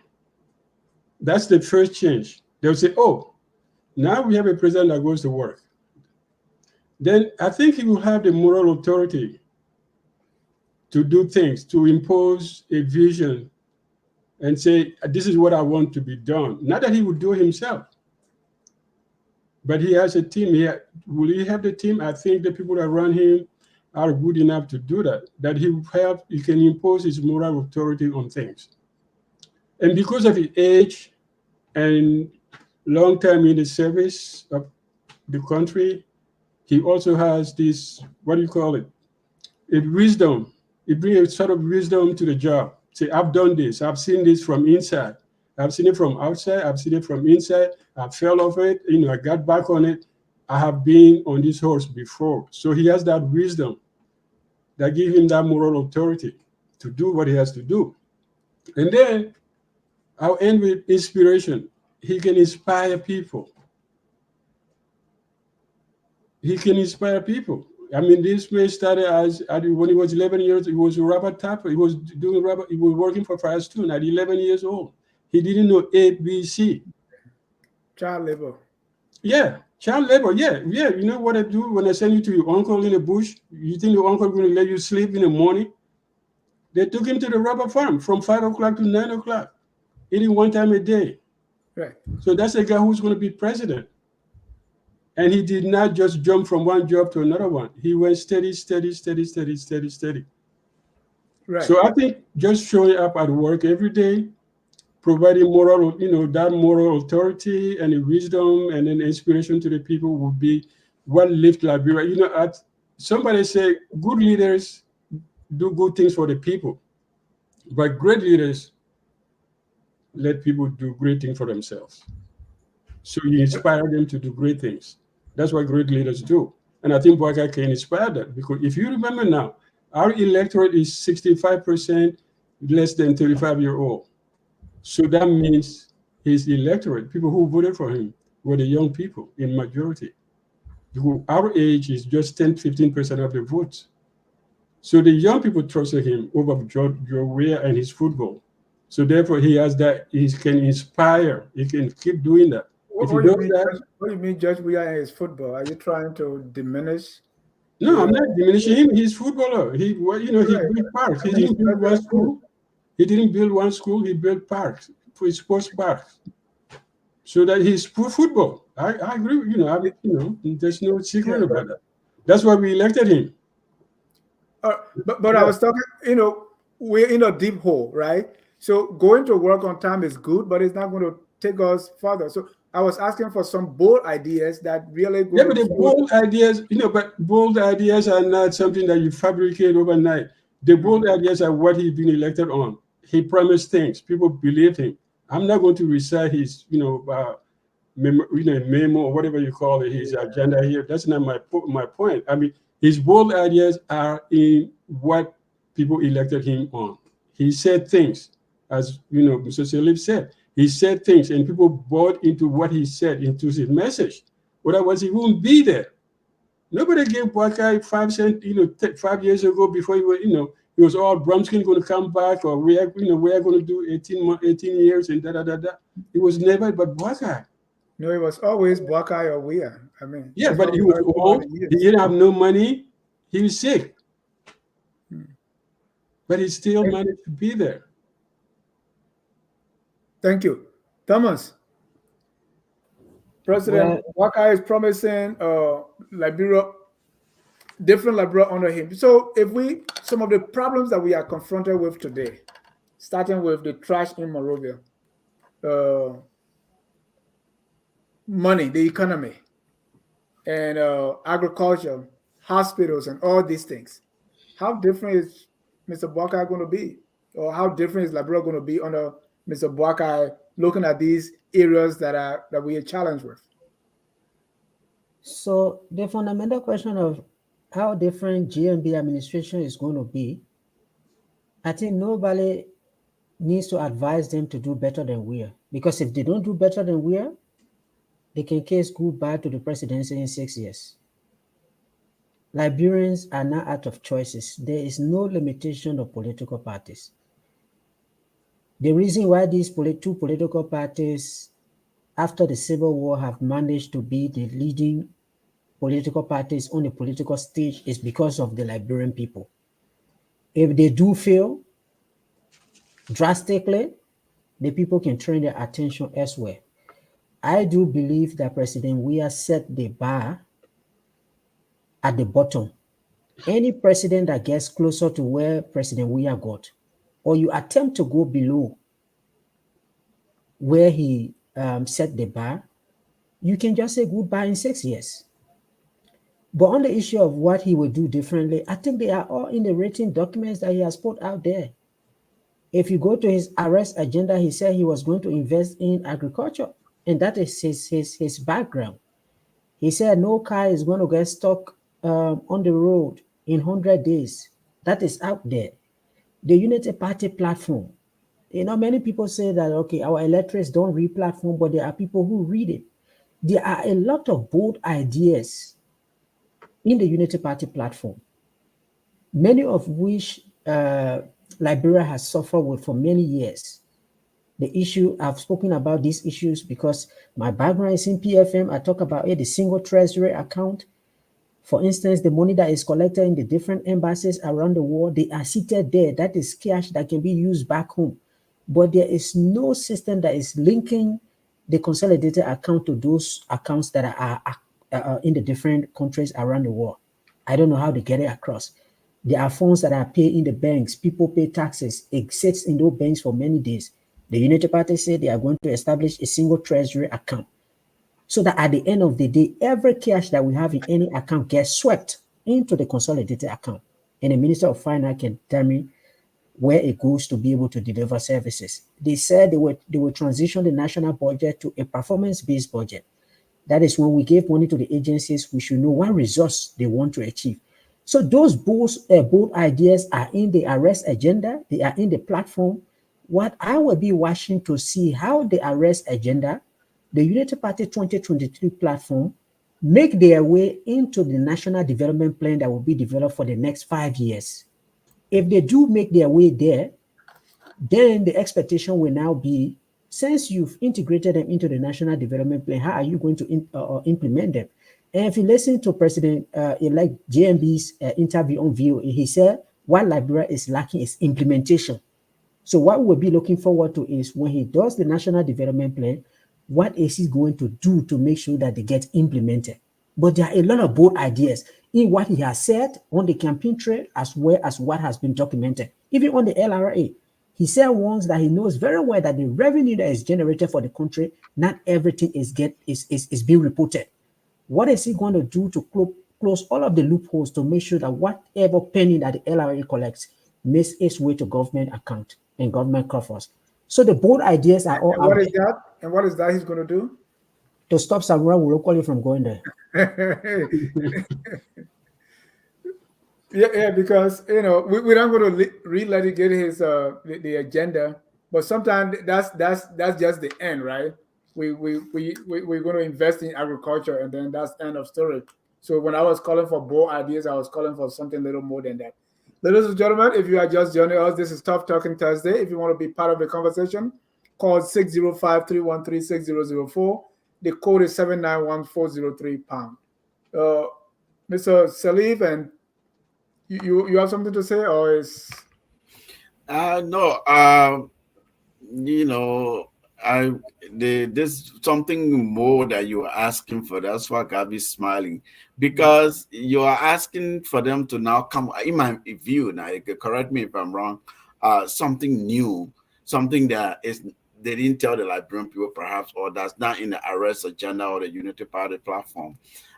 What we have seen in that arrest and what's in the party platform, if these are implemented, I can assure you, you will begin to see how bold these are. You'll begin to see signature changes around in how the country is governed and the impact it's having on the ordinary people. Fellow Washington, you're muted. Am I muted? Okay, go ahead. Politicians are very deceptive. They are very pathological liars. To tell people one thing and then move the goalposts when they get into power. So for anybody to think that because Boakai had said that he would do this, and therefore we're just supposed to sit here and just believe what he has told us, they must be dreaming. Because that's what politicians do. They tell you one thing, and when they get the power, they do something else. And when I talked about evidence, he has had 40 years of public service. And out of these 40 years, when I look into his records, I don't see anything different. And that's the reason why when I talked about evidence, I don't want what he's gonna. I mean, words are. Talk is cheap. It's easy to tell people I'm gonna govern different. I'm gonna do this. I mean, there are no signs. There's no roadmap. There's nothing that shows that. Hey, can he do it? He can. But there's no evidence based on his 40 years of public record that shows that he's going to do something different. People say, oh, he was voted because the evidence is there because the people voted for him. Didn't the people vote for George Weah?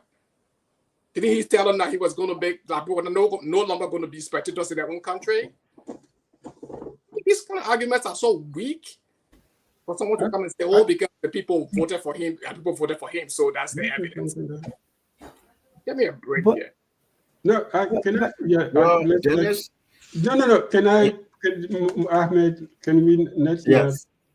I think the issue is this goalpost before the game, before you even know if you're going to have a game. People try. If you say you compare Boakai to George Weah, one thing we know, Boakai has always been in government. Maybe it's bad, maybe it's good. But George Weah has never been in the government. He was in the Senate before he got elected president, but nobody remember anything he did in the Senate. Not one speech he made ever. Not even in Nigeria where he was at ECOWAS. We know that because he wrote a speech and gave it to Snow to read it, because I was there. So when we compare them, you say, okay, this man has experience. He already worked in government. And one thing we know in Liberia, you say Liberians always lie. Of course, Liberian people, politicians lie. Of course, you do that. But at the same time, we also know people who have integrity from the way of life, from the way they comport themselves. We know who has integrity. So you don't need to go anywhere we're not really comparing them, because I said at the beginning, all Boakai has to do to prove to Liberian people that he's different is to show up to work every single day as he does. That should be the first step. We're talking about little steps. Dennis, I like your idea of bold ideas, but bold ideas are lies. Because anybody can give you a bold idea. Dr. Du, are you saying also? Yeah, bold ideas are lies in politics. Yeah, step. Hold on, Father Mr. Washington. Hold on. Listen to me carefully, because I'm thinking my politics is simple things. Basic pharmacy store in every small village. A school kids can walk to. A high school that nobody has to take a cab to go to. A university in your county. A medical center, not a hospital, just someplace where people can go and get a shot for malaria. That's my political development. So those bold ideas, yeah, they're lies, because George Weah said what? There'll be a highway to the southeast. But that's exactly what Father Washington was saying, right? No. Yeah, no, I said the bold ideas are lies, because those bold ideas came up. We have airplanes, Air Liberia in form of a cave. We had medicine from somewhere, from against Ebola. Dr. Dukley, we have said nobody will be spectator. Mr. Boakai said no car will be stuck in the mud, right? So that's the kind of connection Washington is making. Yeah, well, I believe that. Boakai came, he can import highways. You may even have the money. Let's say he goes up and then U.S. say, oh, we help the World Bank to give you $1 billion for your first year in office. He cannot import highways. He will have to do studies again. He will have to import, to do things. Material has to be imported because we don't have that. So he will have to do it. So yeah, that's a bold idea, but it's not true. No Liberian believe that will happen. But Dennis, if I can take a second, I think I want to ask something before you come here. Our health contributor Abitala say, what are his bold ideas that he will do for healthcare? I think he's saying his approach to health is more of a focus on prevention. He says sanitation. Sanitation, make the environment clean. But that does not necessarily mean that there wouldn't be investment in curative health. I mean, in the health system to be able to improve the treatment of illnesses. But what I wanted to say is that I think Father Washington is mischaracterizing some of the points that we made. What I'm saying is that when you say what are the bold ideas, he has said them openly. Nimrod has outlined all of the promises that he made. They've gone to his arrest and his platform. They've outlined them. My point is, no. Yeah. I mean, it was on technical ground. I can explain that if we have time. But my point is, all of that goes into his plan, and then we hold him accountable for implementing them. Yeah. But to come back and say, okay, we are believing what he's saying in the vacuum is not true. What we're saying here is that there will be an opportunity to hold him accountable. So if he does not do it, then his party loses power like George Weah. So we are not saying, we are not saying to politicians, don't lie to us. But when you lie to us, this is the reason why it is a democracy. We punish you for it. That's why we have elections. You say I'm mischaracterizing? Yeah, because you are saying for us to just believe it from them as if we don't know these people. No, I didn't say you what we are saying is that hold on, Father Washington. Father Washington, hold on. Hold on, let him finish. Hey, I didn't say that. Let him finish, then you can come in. Okay, let him finish. What I am saying is that there is a way to hold these people accountable. At this point in time, I cannot say JMB does not have the record to do this, because one of your earlier comments was that you don't know JMB well. So if you don't know him well, how do you say he has no record of actually doing some things differently? Now that he's president, that he has not served in this position, and if he had any bad record in this heated election where he won the CDC under 20,000 votes, the CDC would have brought out any little closet that was in his any little boon that was in his closet. So for the fact that nothing of that came up, and he has always been this politician who said, I'm poor, I didn't steal. We gave him time to become president. The very 3 months from his appointment, his initial budget that he will bring forth, we can then start to hold him accountable for this. But we are not just believing what he's saying as a politician. That's the point I wanted to make. Can I? Yeah, all of our, I want to bring in the callers. After the callers, you can respond. We want to knock this. Let me take my first caller here. That's Trokon. Trokon, you have not called for a long time, so I don't know if Bayou or Bayu. Trokon Bayou, go ahead. Bayou, yeah. Thank you. Good evening, gentlemen. I've not called for a long time, but I actually been following all your shows. Watching on my P screen at home. So if you don't see me online, I'm watching on the TV. Thank you. But I want to say good conversation tonight. Me reason what I call, I just want to say, well, want to wish President elect Joseph Boakai well, because his success will be good for our country. We all want better Liberia.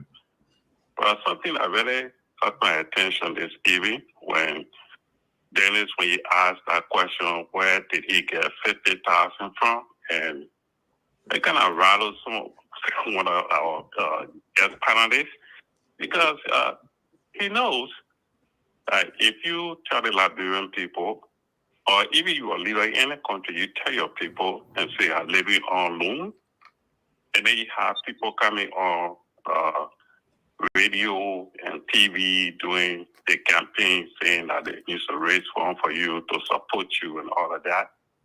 And then your campaign complained of being broke, and then you raising funds, money for campaign on spoon talk all the time. Now all of a sudden you just got elected and you're giving away $50,000. That's a concern. That's a serious concern. And then he said that he just went to the U.S., he met with all the people, and he got elected. When you get elected as president in the country, they give you this. So we all know all of that. They still will provide you security and all of that. That'll be so humiliating for you. We know that. But if you never have money and you visited other people, and now you come here pledging 50,000, that proves to us that you already been compromised, because somebody had given you that 50,000 that you're not going to give to someone. He hasn't taken out of office. He already been compromised. So I don't know how can anyone defend this. We are all professionals, guys. In your workplace, they even tell you don't take gift from people who are your competitors. Now you receive 50,000. So Dennis, that was a very good question. Secondly, I want to I hope I'm not going to take all the time. Yeah, 30 Let seconds. me know when I'm going too fast. Okay, thank you. Secondly, I heard Brother Washington saying that politicians are liars and they are deceptive. It is true. And one thing I want to really be keen on, be very, very keen about is if you make all the things and you came with this big billboard rescue the Liberian people, and then you take office and you start to govern differently, that doesn't prove any sign of being rescued or to take a Liberian out of poverty, because you said the people were suffering. The hard time in the country were overwhelming. That's why they elected you. So now we'll be watching to see how this president-elect, Joseph Boakai, will alleviate the poverty of Liberia. And we're going to be watching for that carefully. Thank you, gentlemen, for the time. Thank you. Let me bring on a caller from with 814 area code. Your name and where you calling from? Hey, Dennis. Dennis, good evening, guys. Dr. Potter here, Western Pennsylvania. Pittsburgh, to be exact. You say what's your name? This is Dr. Potter. Oh, Dr. Potter. Go ahead, sir. I'm calling you from Western Pennsylvania. Sure. Yeah, I think I'm calling you from a different number today. All right. Greetings, guys. It's good to have an opportunity. And Happy New Year. We are watching Liberia, the situation at home. And I want to make it crystal clear that it's going to take the efforts of all of us. You know, I went back to listen to the tape on the Truth and Reconciliation Commission just recently. Listen to former Vice President Benny Warner.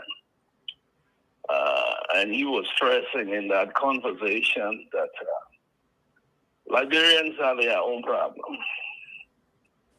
And I think as we joining into this new process of democracy, it's going to take all of us to do the best we can to hold those in leadership in Liberia accountable to the people, to make sure that we become a part of the process. I think the diaspora has a considerable role to play in the building of the emerging democracy that is in Liberia. So it's going to require all of us. Thank you. Those of us who have the expertise, who may not go to Liberia, mainly maybe to participate in government. And there are many ways in which you can bring about development that is needed in the country. Just as you are doing right now, Mr. John. Yeah. The awareness that you bring to the people. Thank you. People need education. People must be aware of issues, must be debated, they must be brought to the forefront. We cannot sit any longer and let our leaders just go on doing things the way they want it. Yeah. The Constitution speaks about the people. Thank you. Thank you, Dr. Potter. We are those who determine who is elected. If you can use the last 20 seconds. Just recently. If you can use the last 20 seconds to conclude. Yeah, so I just want to encourage you, each and everyone, to continue to keep those who are in power, keep their feet to fire. And as you have the conversation around the situation, let me use this opportunity to extend my sincere condolences to the people of Bone County, Totota in particular. I'm a son of two counties, Lofa and Bong. Born in Phoebe Hospital, raised in Bonjama, Lofa County.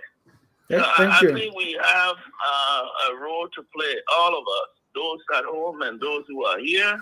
And I stress, the diaspora has an incredible potential to be able to play a pivotal role in the changing Liberia Let's show that we can put a nationalistic agenda.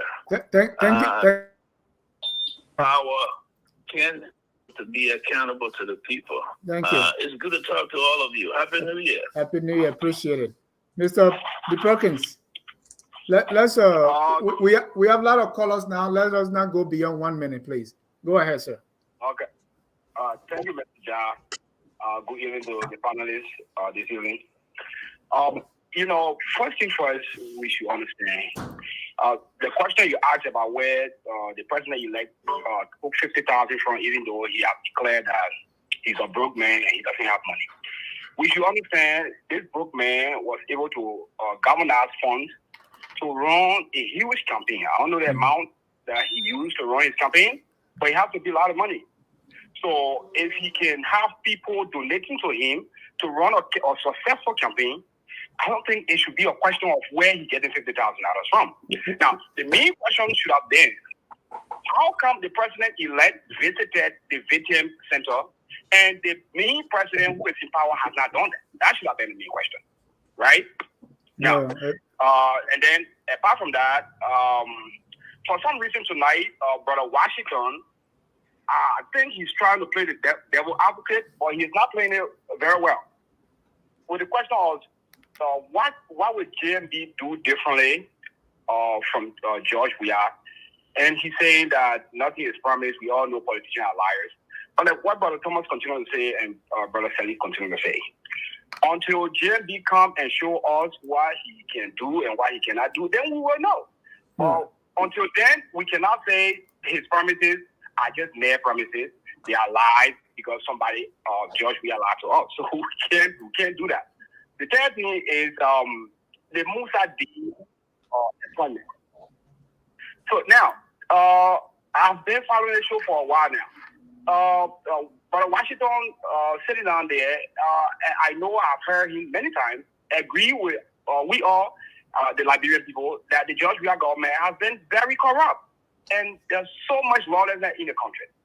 Now, on top of the lawlessness, the Musa Dean is the justice minister. Musa Dean have not been able to bring to account the death of the auditors correctly.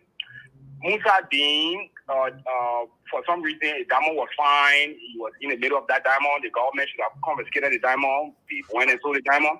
Musa Dean is a part of so many things that are going wrong in the country. So if George Weah is appointing Musa Dean, it is a clear indication that he is trying to buy a seat at a Supreme Court bench to be protected. So whether the appointment is legal or not, that is not what the Liberian people are questioning or worried about. We are worried about the fact that George Weah is trying to use that appointment to escape investigation thank you. Or prosecution. Thank you. So, your point is well taken. Washington, for some reason tonight, I'm sorry, but you don't have it. You have not brought your A game tonight. You've been all over the place, and I'm disappointed tonight. Thank you. Thank you. Flomo Livingston. This time I'm putting my timer on. I'm going to cut people off. Flomo, go ahead. Yeah, hello? Yeah, I mean, for me, I just have a few questions. Can anyone tell me any case that Musa Dean had won as a, I don't know what position he had. Justice Minister. The guns that came in, okay, Justice Minister, the guns that came into the country, do we know what happened, who brought it in? No. The drugs that came in, the government lost that case, and the auditors and so many things are going on. So that is not even qualified to even go sit on that bench. And what else again? Tomorrow, what do you call it? And what's his time? When he got confirmed, there's other steps you can take to remove him from that LRA. Even Justice Minister, when he got confirmed, the JMB can use Article 71. That's way. That does not mean because he's the Chief Justice that he cannot be sued or he cannot go into court for what he did. He can still be sued, and once we use Article 71, he found guilty in any court of law for bribery or any crime, he can be removed from that. So we're not even trying to waste our time. Look, what the Stafford did today, I support it because we all know here how will you work and you can't get paid. You got to know Tuesday, next week Tuesday is the last day. So if they don't get paid, they will not get paid again because that's the last session for the 54th legislature. So they have to do anything to get paid and let them pay the people. Please, thank you. How will someone work and you can't pay them? Thank you. Thank you. Government is continuity, right? So they can still get paid. Hassan Kona, go ahead. Your line. No. Hassan. Yeah, I'm here, Dennis. Yeah. Go ahead. A few points. Yeah, so with the fire, sincere condolences to the people of Boakai County and everybody that lost their life in fire. And it was a tragic. In my opinion, I felt like if we had the proper infrastructure, some of those deaths could have been prevented. I think Thomas said it. As far as Weah appointments, right? I understand it's late. We already know. I don't want to beat a dead horse, right? We already know is Weah has the right to do those things and stuff like that. It's fine. But the United Party argument as to the morality thing and stuff like that, United Party have no moral standing. Dr. Duke trying to play the moral games and stuff like that. They have no moral standings to question George Weah morality and his appointment picks. They are just as corrupt. How you call it? JMV went on the oath and lied, right? So that's not somebody that's of moral character. We know that for a fact, right? United Party have went around denigrating people. They dining with the likes of TYJ, Prince Johnson, that is corrupt. That's been sanctioned, Jeremiah Cone, another corruption King Kong, right? So they have no moral standing. So that Christian morality and try to win people is not going to fly. Thank you. And as far as what Joseph Boakai is going to do, Dennis, it's absolutely nothing. What has this man done in the past 40 years? That's what I think the Reverend on the show is trying to point at. What has this man done in 40 years? If I can just extract from the Liberian people, survive. He's like a leech on our country. All he's doing is just taking as this talk. But you can't point to nothing. Dr. Du couldn't even say, Dr. Du have worked with this man. But can't point to nothing significant that this man has done to say, oh, Joseph Boakai is known for doing this. No, Joseph Boakai is known for doing that. This man don't even have a farm that produces anything in the country that people can benefit. Thank you, Hassan. He's an agriculture man. Thank you. Yeah, so I can go on and on, but thanks for the show. Thank you. Terry Lion Yankun. Terry, go ahead. You have 1 minute.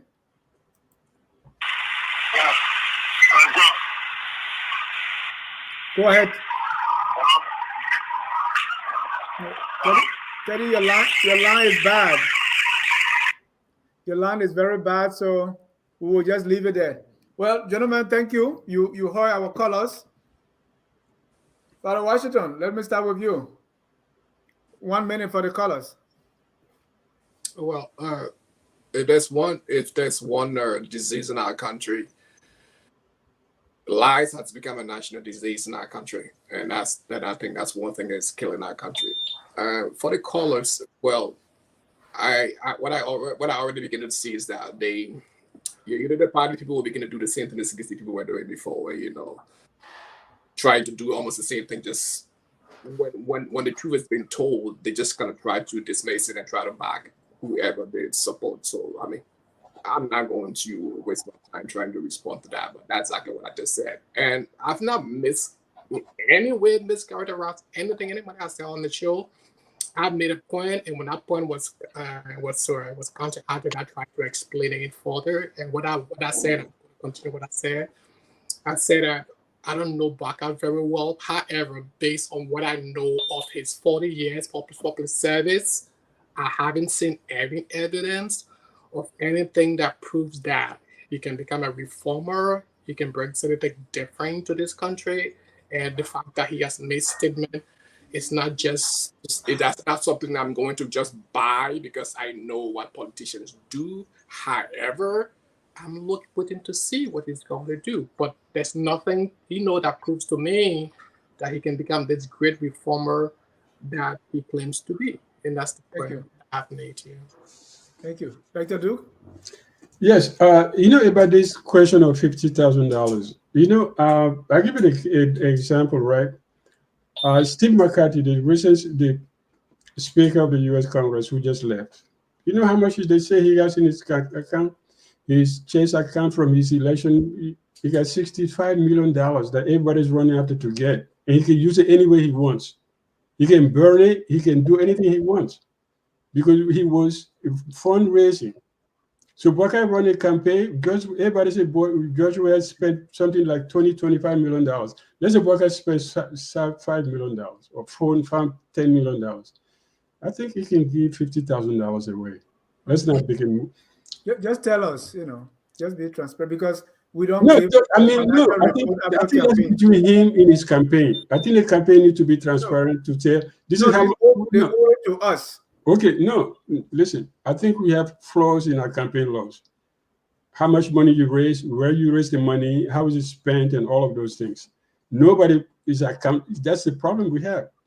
Everybody comes and then they run a campaign, they spend millions of dollars. At the end of the day, there's no accountability. But we have not to raise money from the outside from non-Liberians, but everybody does it. So that's a problem. So if he has money left from his campaign, even if it's $100,000, say, okay, I'll give $50,000 away because next week I'll be president and I don't have to spend, my own money. Why not? But I'm just saying he will have the money anyway. After he's been elected, running his campaign, I think there's money left. He can use it any way he wants. But that's also part of the transparency issue. It has the campaign any campaign in Liberia account for what they spend 1 cent by cent by cent every day, where they got it from, where is it going? No. We have again a systemic problem. Like we were talking about the trucks, election. Yeah, election laws have to be applied. So then in that case, you will know where Boakai got the money from. We all know Mr. McCarthy has $65 million in the bank because the bank knows where the money is and they can open it, they can tell people. But in Liberia, you don't. Mm-hmm. So Dr. Dukla, are you assuming that this money might be left over from the campaign? Where else will he get it? That's the question, because we don't know, right? Yeah, but you don't know because he never asked him. You raising a question here and then nobody can answer. Okay. You give us an information that gave way to speculations and union those with no end to it. And then, just like the caller said, yeah, he's corrupt. Yeah, because he got $50,000. So you throw in what they call a monkey wrench in the whole discussion. Not really, because we have a history here. There have been people who claiming that they are giving him money, right? There have been rallies. There was this news about 30 million. There's this news about all kinds of things. So when there is 50,000, we want to ask questions.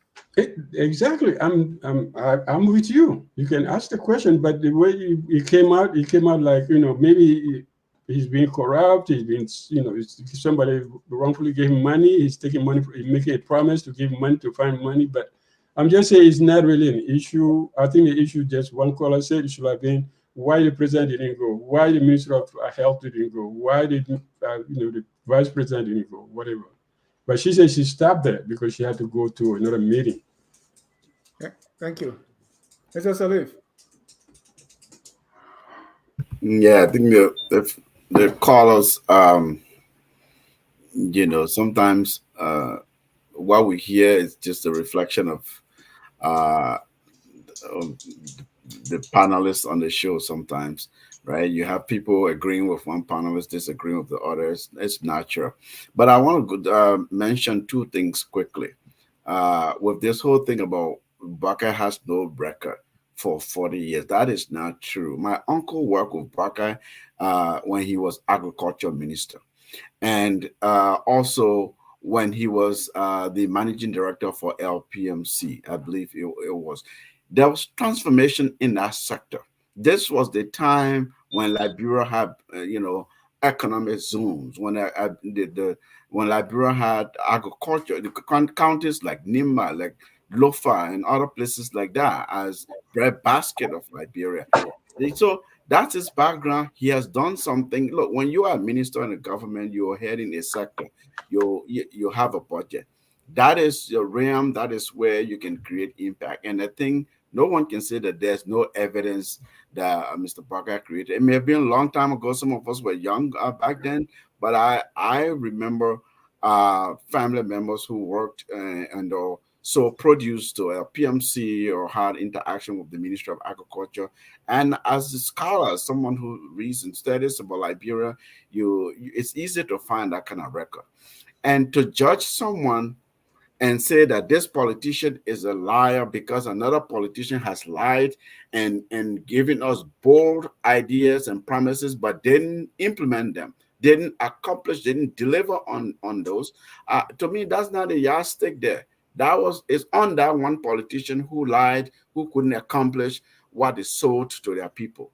Here's a new one who has said, this is my platform, this is my idea, and you will not see what you saw in the past. This will be different. Let's give that person a chance to fail. And then we can come back and critique them. So I just thought that it's unfair to have the sort of judge the game before the game begins. Yeah, you can make a prediction. You can make predictions. People do that all the time. Well, they're just what they are, predictions. Right. We're making predictions that he will accomplish them. Mm-hmm. Yeah, that's Tom. Yeah, I mean the colors. I mean the. And Tom, while you do that, I want our panelists to get ready for your Tabata of the week. Yeah, I will be the last. Go ahead, Tom. Yeah, but I mean the colors, they do bring issues out. I mean, on the issue of the 50,000, a government that is coming to say we are going to audit the outgoing government. I think this is one bold issue, one bold step that GMB says is going to take. We've seen in the past people take over, they don't really rock the boat. They just take over and then when they move on. He said, I'm going to look back. That's a bold issue. And if you're going to do that, then your citizens have the right to question you on anything. Where did you get the 50,000 from? I think it's a valid question. Considering the fact that we don't know, we can only assume where they came from. Maybe they left over from the campaign. If it comes from a donation, then we have to know where it's coming from because our code of conduct prohibits the issue of public officials getting donations. I think about 20. I don't know what the exact amount is. So I think it's a valid question. On the issue of the other callers who were saying that JMB has done nothing and he's going to do nothing, it's left with him to do nothing. He will be killing the Unity Party. So for me, like I said from the beginning, we don't need to make these people afraid. Let them fail. If they fail, they will be removed. The best thing they can do for themselves is to do better than George Weah. If they do worse than George Weah, they will be gone in 6 years. Ladies and gentlemen, if you are just joining us, this is Tough Talking Thursday. We are discussing the Totota gas tanker explosion, that's disaster that killed more than 40 of our citizens. President Weah's last-ditch efforts to do these appointments and ram them the throats of the Liberian people. Well, Supreme Court has spoken, say, not so fast. We wait and see what's going to happen. And President-elect Boakai is promising that Liberia under him will be different. Is it for better or for worse? Well, every week there is some tabata or nonsense going on in the country. At this time, we're going to do our tabata of the week. And let me start with Father Washington. My tabata of the week would be what just happened today in a civilized country where legislature are supposed to perform their function. And because employees, staffers don't get their money and they prevent them from performing their function, that's just sickening to me. And, that's just sickening to me. What kind of country is that? And, a few days ago, there was no money. The government had asked for the confirmation for these two nominees. And 2 days ago, they approved the budget that had been 6 months arrears that they had owed the legislature. And now they approve it to give them the money. Come on, what kind of country do we run? Sometimes these kind of things just sickening that people will just run the country based on instincts, and not based on policies or based on rule of law or based on anything. They just do it. They just do things as they go. So for me, this was actually my tabata of the week. Thank you, Mr. Salif. I think there was something on Facebook. I don't know if it was just a facade or it really happened. So that there's a Susu mother on the Dupo Road who, has money. Obviously, how Susu operates, right? So people bringing their money, one person eats and then But it happens, according to this report, that she's lost memory. She has memory problem now, so she doesn't remember anyone. So the people who are bringing the money, who brought that money, who have money held in the susu, she doesn't recognize them. As far as her condition goes, no susu exists, and there's chaos, and people are, wailing all over the place, trying to figure out. So I do what I thought about is maybe Susu has record, right? Maybe there's documents, and there are documents and there are records. Shouldn't just depend on the memory of this one individual that may have fallen ill, and therefore the Susu is gone to waste. I thought it was just much ado about nothing. They should have records, and people should get their money out of the Susu. Maybe those documents got burned in the. Maybe it got burned in Grand Bassa manager's vehicle. Maybe that's what happened. In that case, then they're justified to be crying all over the place. Like the Duke, your Tabata of the week. My Tabata is the guy car burns down. He didn't say I called the fire department. I didn't call people to come turn off the fire. How the fire started, he just went on live TV and said my car burned with a document. That's my Tabata. Tom. Mine is I think Samura Wolokole resigned from the CDC like a day ago, And I think, so these are last minute appointments. The president is rushing, they are not checking the boxes, but it goes to previous appointments that he has made. It so happened that when you get appointed to the LRA, you can't have any political affiliation. But Samura Wolokole is the vice chair for budget, finance, and investment for the CDC. So he gets nominated and he's going the next morning for confirmation. Then he writes his resignation letter and he's expecting to go out there and people believe that he's not a member of any political party. So, it's just so mind-blowing, to me. It doesn't make sense to me at all. No. And Vice President, we are always appointing these politicians, even the justice minister. Yes, it's your right, but when someone, I don't know if we don't have, or I know Mr. Salif disagreed with me the last time on this, but don't we have judges that people, even though you may be partisan, but at least it's little hidden, but people that are clear partisans, clear politicians, they are taking these kind of assignments now. LRA, you should be non-partisan. Now you have Wolokole, who is this big boss. They call him the staunch stalwart of CDC. You put him there. Musa Din, another politician, you put him on the Supreme Court. We don't have judges to elevate at least, but that's another story. But I think one of the arguments that has been raised on the Musa Din issue is the process, because I think the Liberia National Bar Association plays a role in the selection of those who go to the bench. Should, yeah. And they are also raising an argument that normally they are given the opportunity to check among themselves and see who stands the ethics. Who has a very strong ethics background, who has a very record in their profession, and they normally do the search, and then they suggest 3 names, and then out of those 3 names, the person is picked up.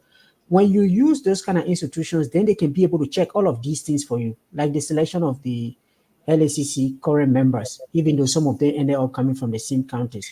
But when you make the process participatory and you bring in the relevant bodies, then they can be able to raise those issues. But when you rush with them, you make these mistakes. I think this is not a first case. University of Liberia, the board didn't know about the appointment of the president till the next day. They heard on the radio. Yeah. You also read those things. My Tabata is my own Senator Milton Tiaje. After losing the election, he was seen around the Boakai camp, and now he was the one fighting to get Wambudiki, who everybody knew that was not doing the right thing, confirmed. When they threw out the mechanic from Philadelphia, some say he was DJ. Tiaje said, well, if you look at all the hours put together, this man got BSc. And he has voted with the CDC over 90% of the time. Now he's writing letters questioning confirmation. I believe that's, I mean, it's so clear that he's not doing it for his own personal political pocket. And I was just thinking, if someone makes 10,000 a month over a period of 9 years, that's in the millions. And these people now coming, they're looking for another job. I also saw that I think it's the LPP chair who wrote that they should reduce the salary of the president. I don't know how much is it, but he said from 72,000 a month. I mean, I don't know if the president makes that money, but it's possible. So these are the things that TIJDM will take, they will do, and at the end, he's just trying to put on this facade that he's some, integrity guy.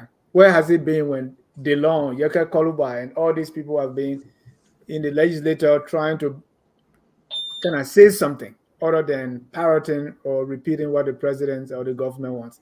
Now he's the one now with the moral authority writing some letter talking about, hey, the mayor is from Sino, I'm from Sino, and so why is it? Give me up.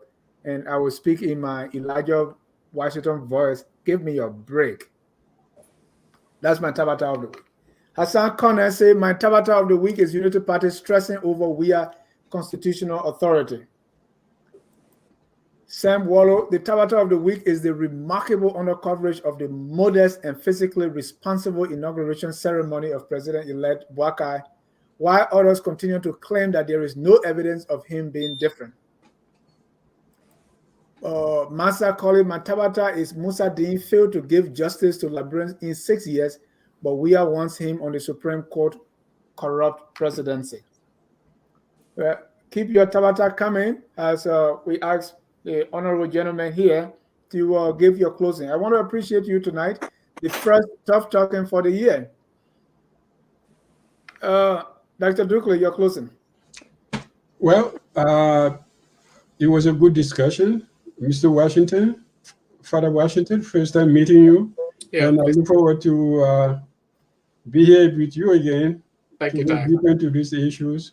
Thank you. And Thomas, good luck going back to Champagne. I'll give you my friend address in Champagne so you can look them up. And Ahmed and Dennis, thank you all for the night. And then let's hope that this year will be, spring us higher and higher, and then we continue doing this every Thursday. So it's my pleasure to be here. Thank you. Thank you. Father Washington, your closing. Yeah, I think it's been a healthy exchange. I mean, when you have this kind of conversation where sometimes you can agree to disagree, and I mean, that's the purpose of it, man, and to provide education to our people.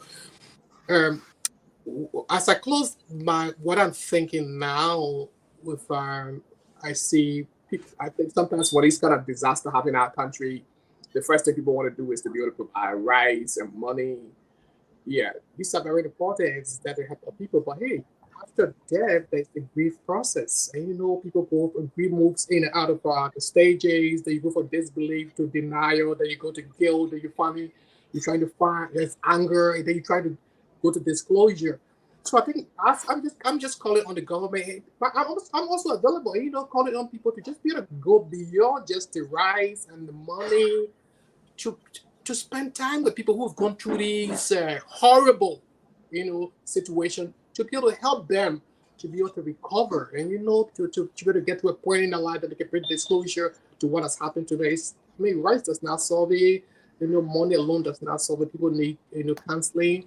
They need grief counseling to be able to help them, be able to deal with the situation that's going on. I think that's where I will encourage our people to promote and to say, people who have lost relatives to be able to bring them to some kind of closure for their lives.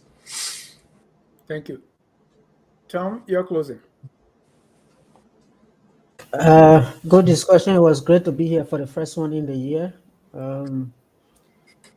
I hope to come in. I'll be in and out, especially when the semester starts. On the Totota gas issue, I mean, I will call on President-elect JMB to move beyond these donations, to make sure that we improve governance, to be able to avoid this kind of disaster. And if it does happen purely because of accident, that we have a better system in place, both at the local level and at the national level, to be able to cater to such people and save lives. to have the biggest referral hospital like JFK, who couldn't take all of these people, they have to send them to ELWA and other places. I mean, it raises question about the capacity of JFK to be called the only referral hospital in the country. So I think we need to be able to improve governance on the safety side, on the police side, all the systems that we have in place to be able to stop these kind of things. On the appointments, all twists and turns, like we say, is political maneuvering. So the politicians will play their games to see who wins. And on the issue of how Boakai will do differently, I mean, I'll just close with what I started on. I mean, Weah is out. Weah is being used as the benchmark to assess him. If he wants the Unity Party to fail, he can follow the footsteps of Weah.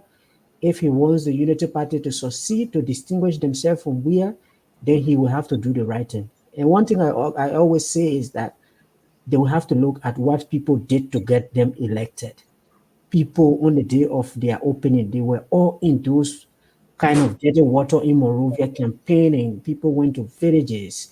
On the day of the runoff night, people never slept. They guarded every step that the election commission took. So when they take power, they should remember that it was the people that put them in power. If they forget about the people will get them out.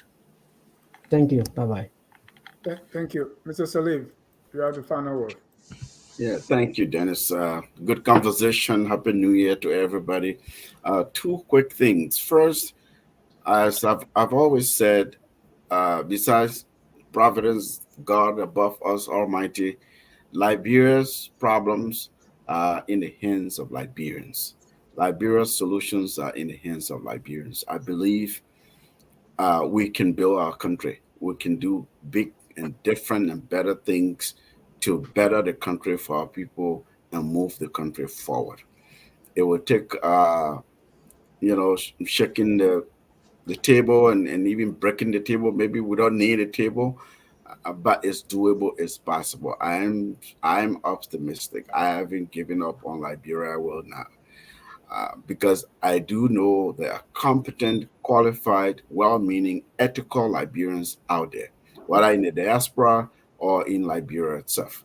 And so I am going to give the GMB administration, GMB Kun administration a chance to see that the promises they made, the commitments they've made to the Liberian people, that they will truly make a difference and begin to change our experience for the better. As old as our country is on the continent of Africa, we can do better than where we are now. The second thing is, there are some years that there's a single year, right? What happens in that year can have consequences far beyond that year for decades to come. I'm hoping 2024 is one of such years for Liberia, as I said, related to what I said previously. With the inauguration of the new government, with a lot of goodwill towards the new administration, and from the diaspora, from the campaign, for example, we saw how people were willing I wouldn't say for the first time, but I think it was really more pronounced. The ordinary Liberians were sending their $50, $20, $10, $100, and so on to political campaigns, because it wasn't just for one campaign. And so I'm hopeful that 2024 will be a year sort of for Liberia to begin to really realize some of the failed dreams that we have had in the past. So I'm hopeful for the new administration and hopeful for this year, that this year will be a year that will be consequential beyond its boundaries. Thank you so much. Thank you, gentlemen, for the night. We want to thank our viewers, those who are watching tonight, those who commented, even those who will watch later on all major social media platforms.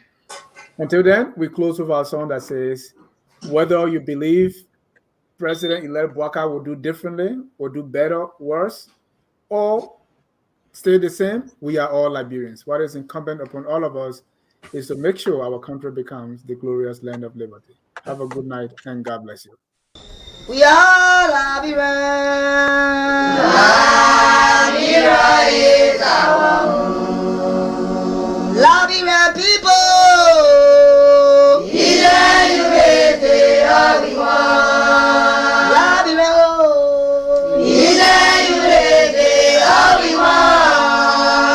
Liberia, Liberia, Liberia.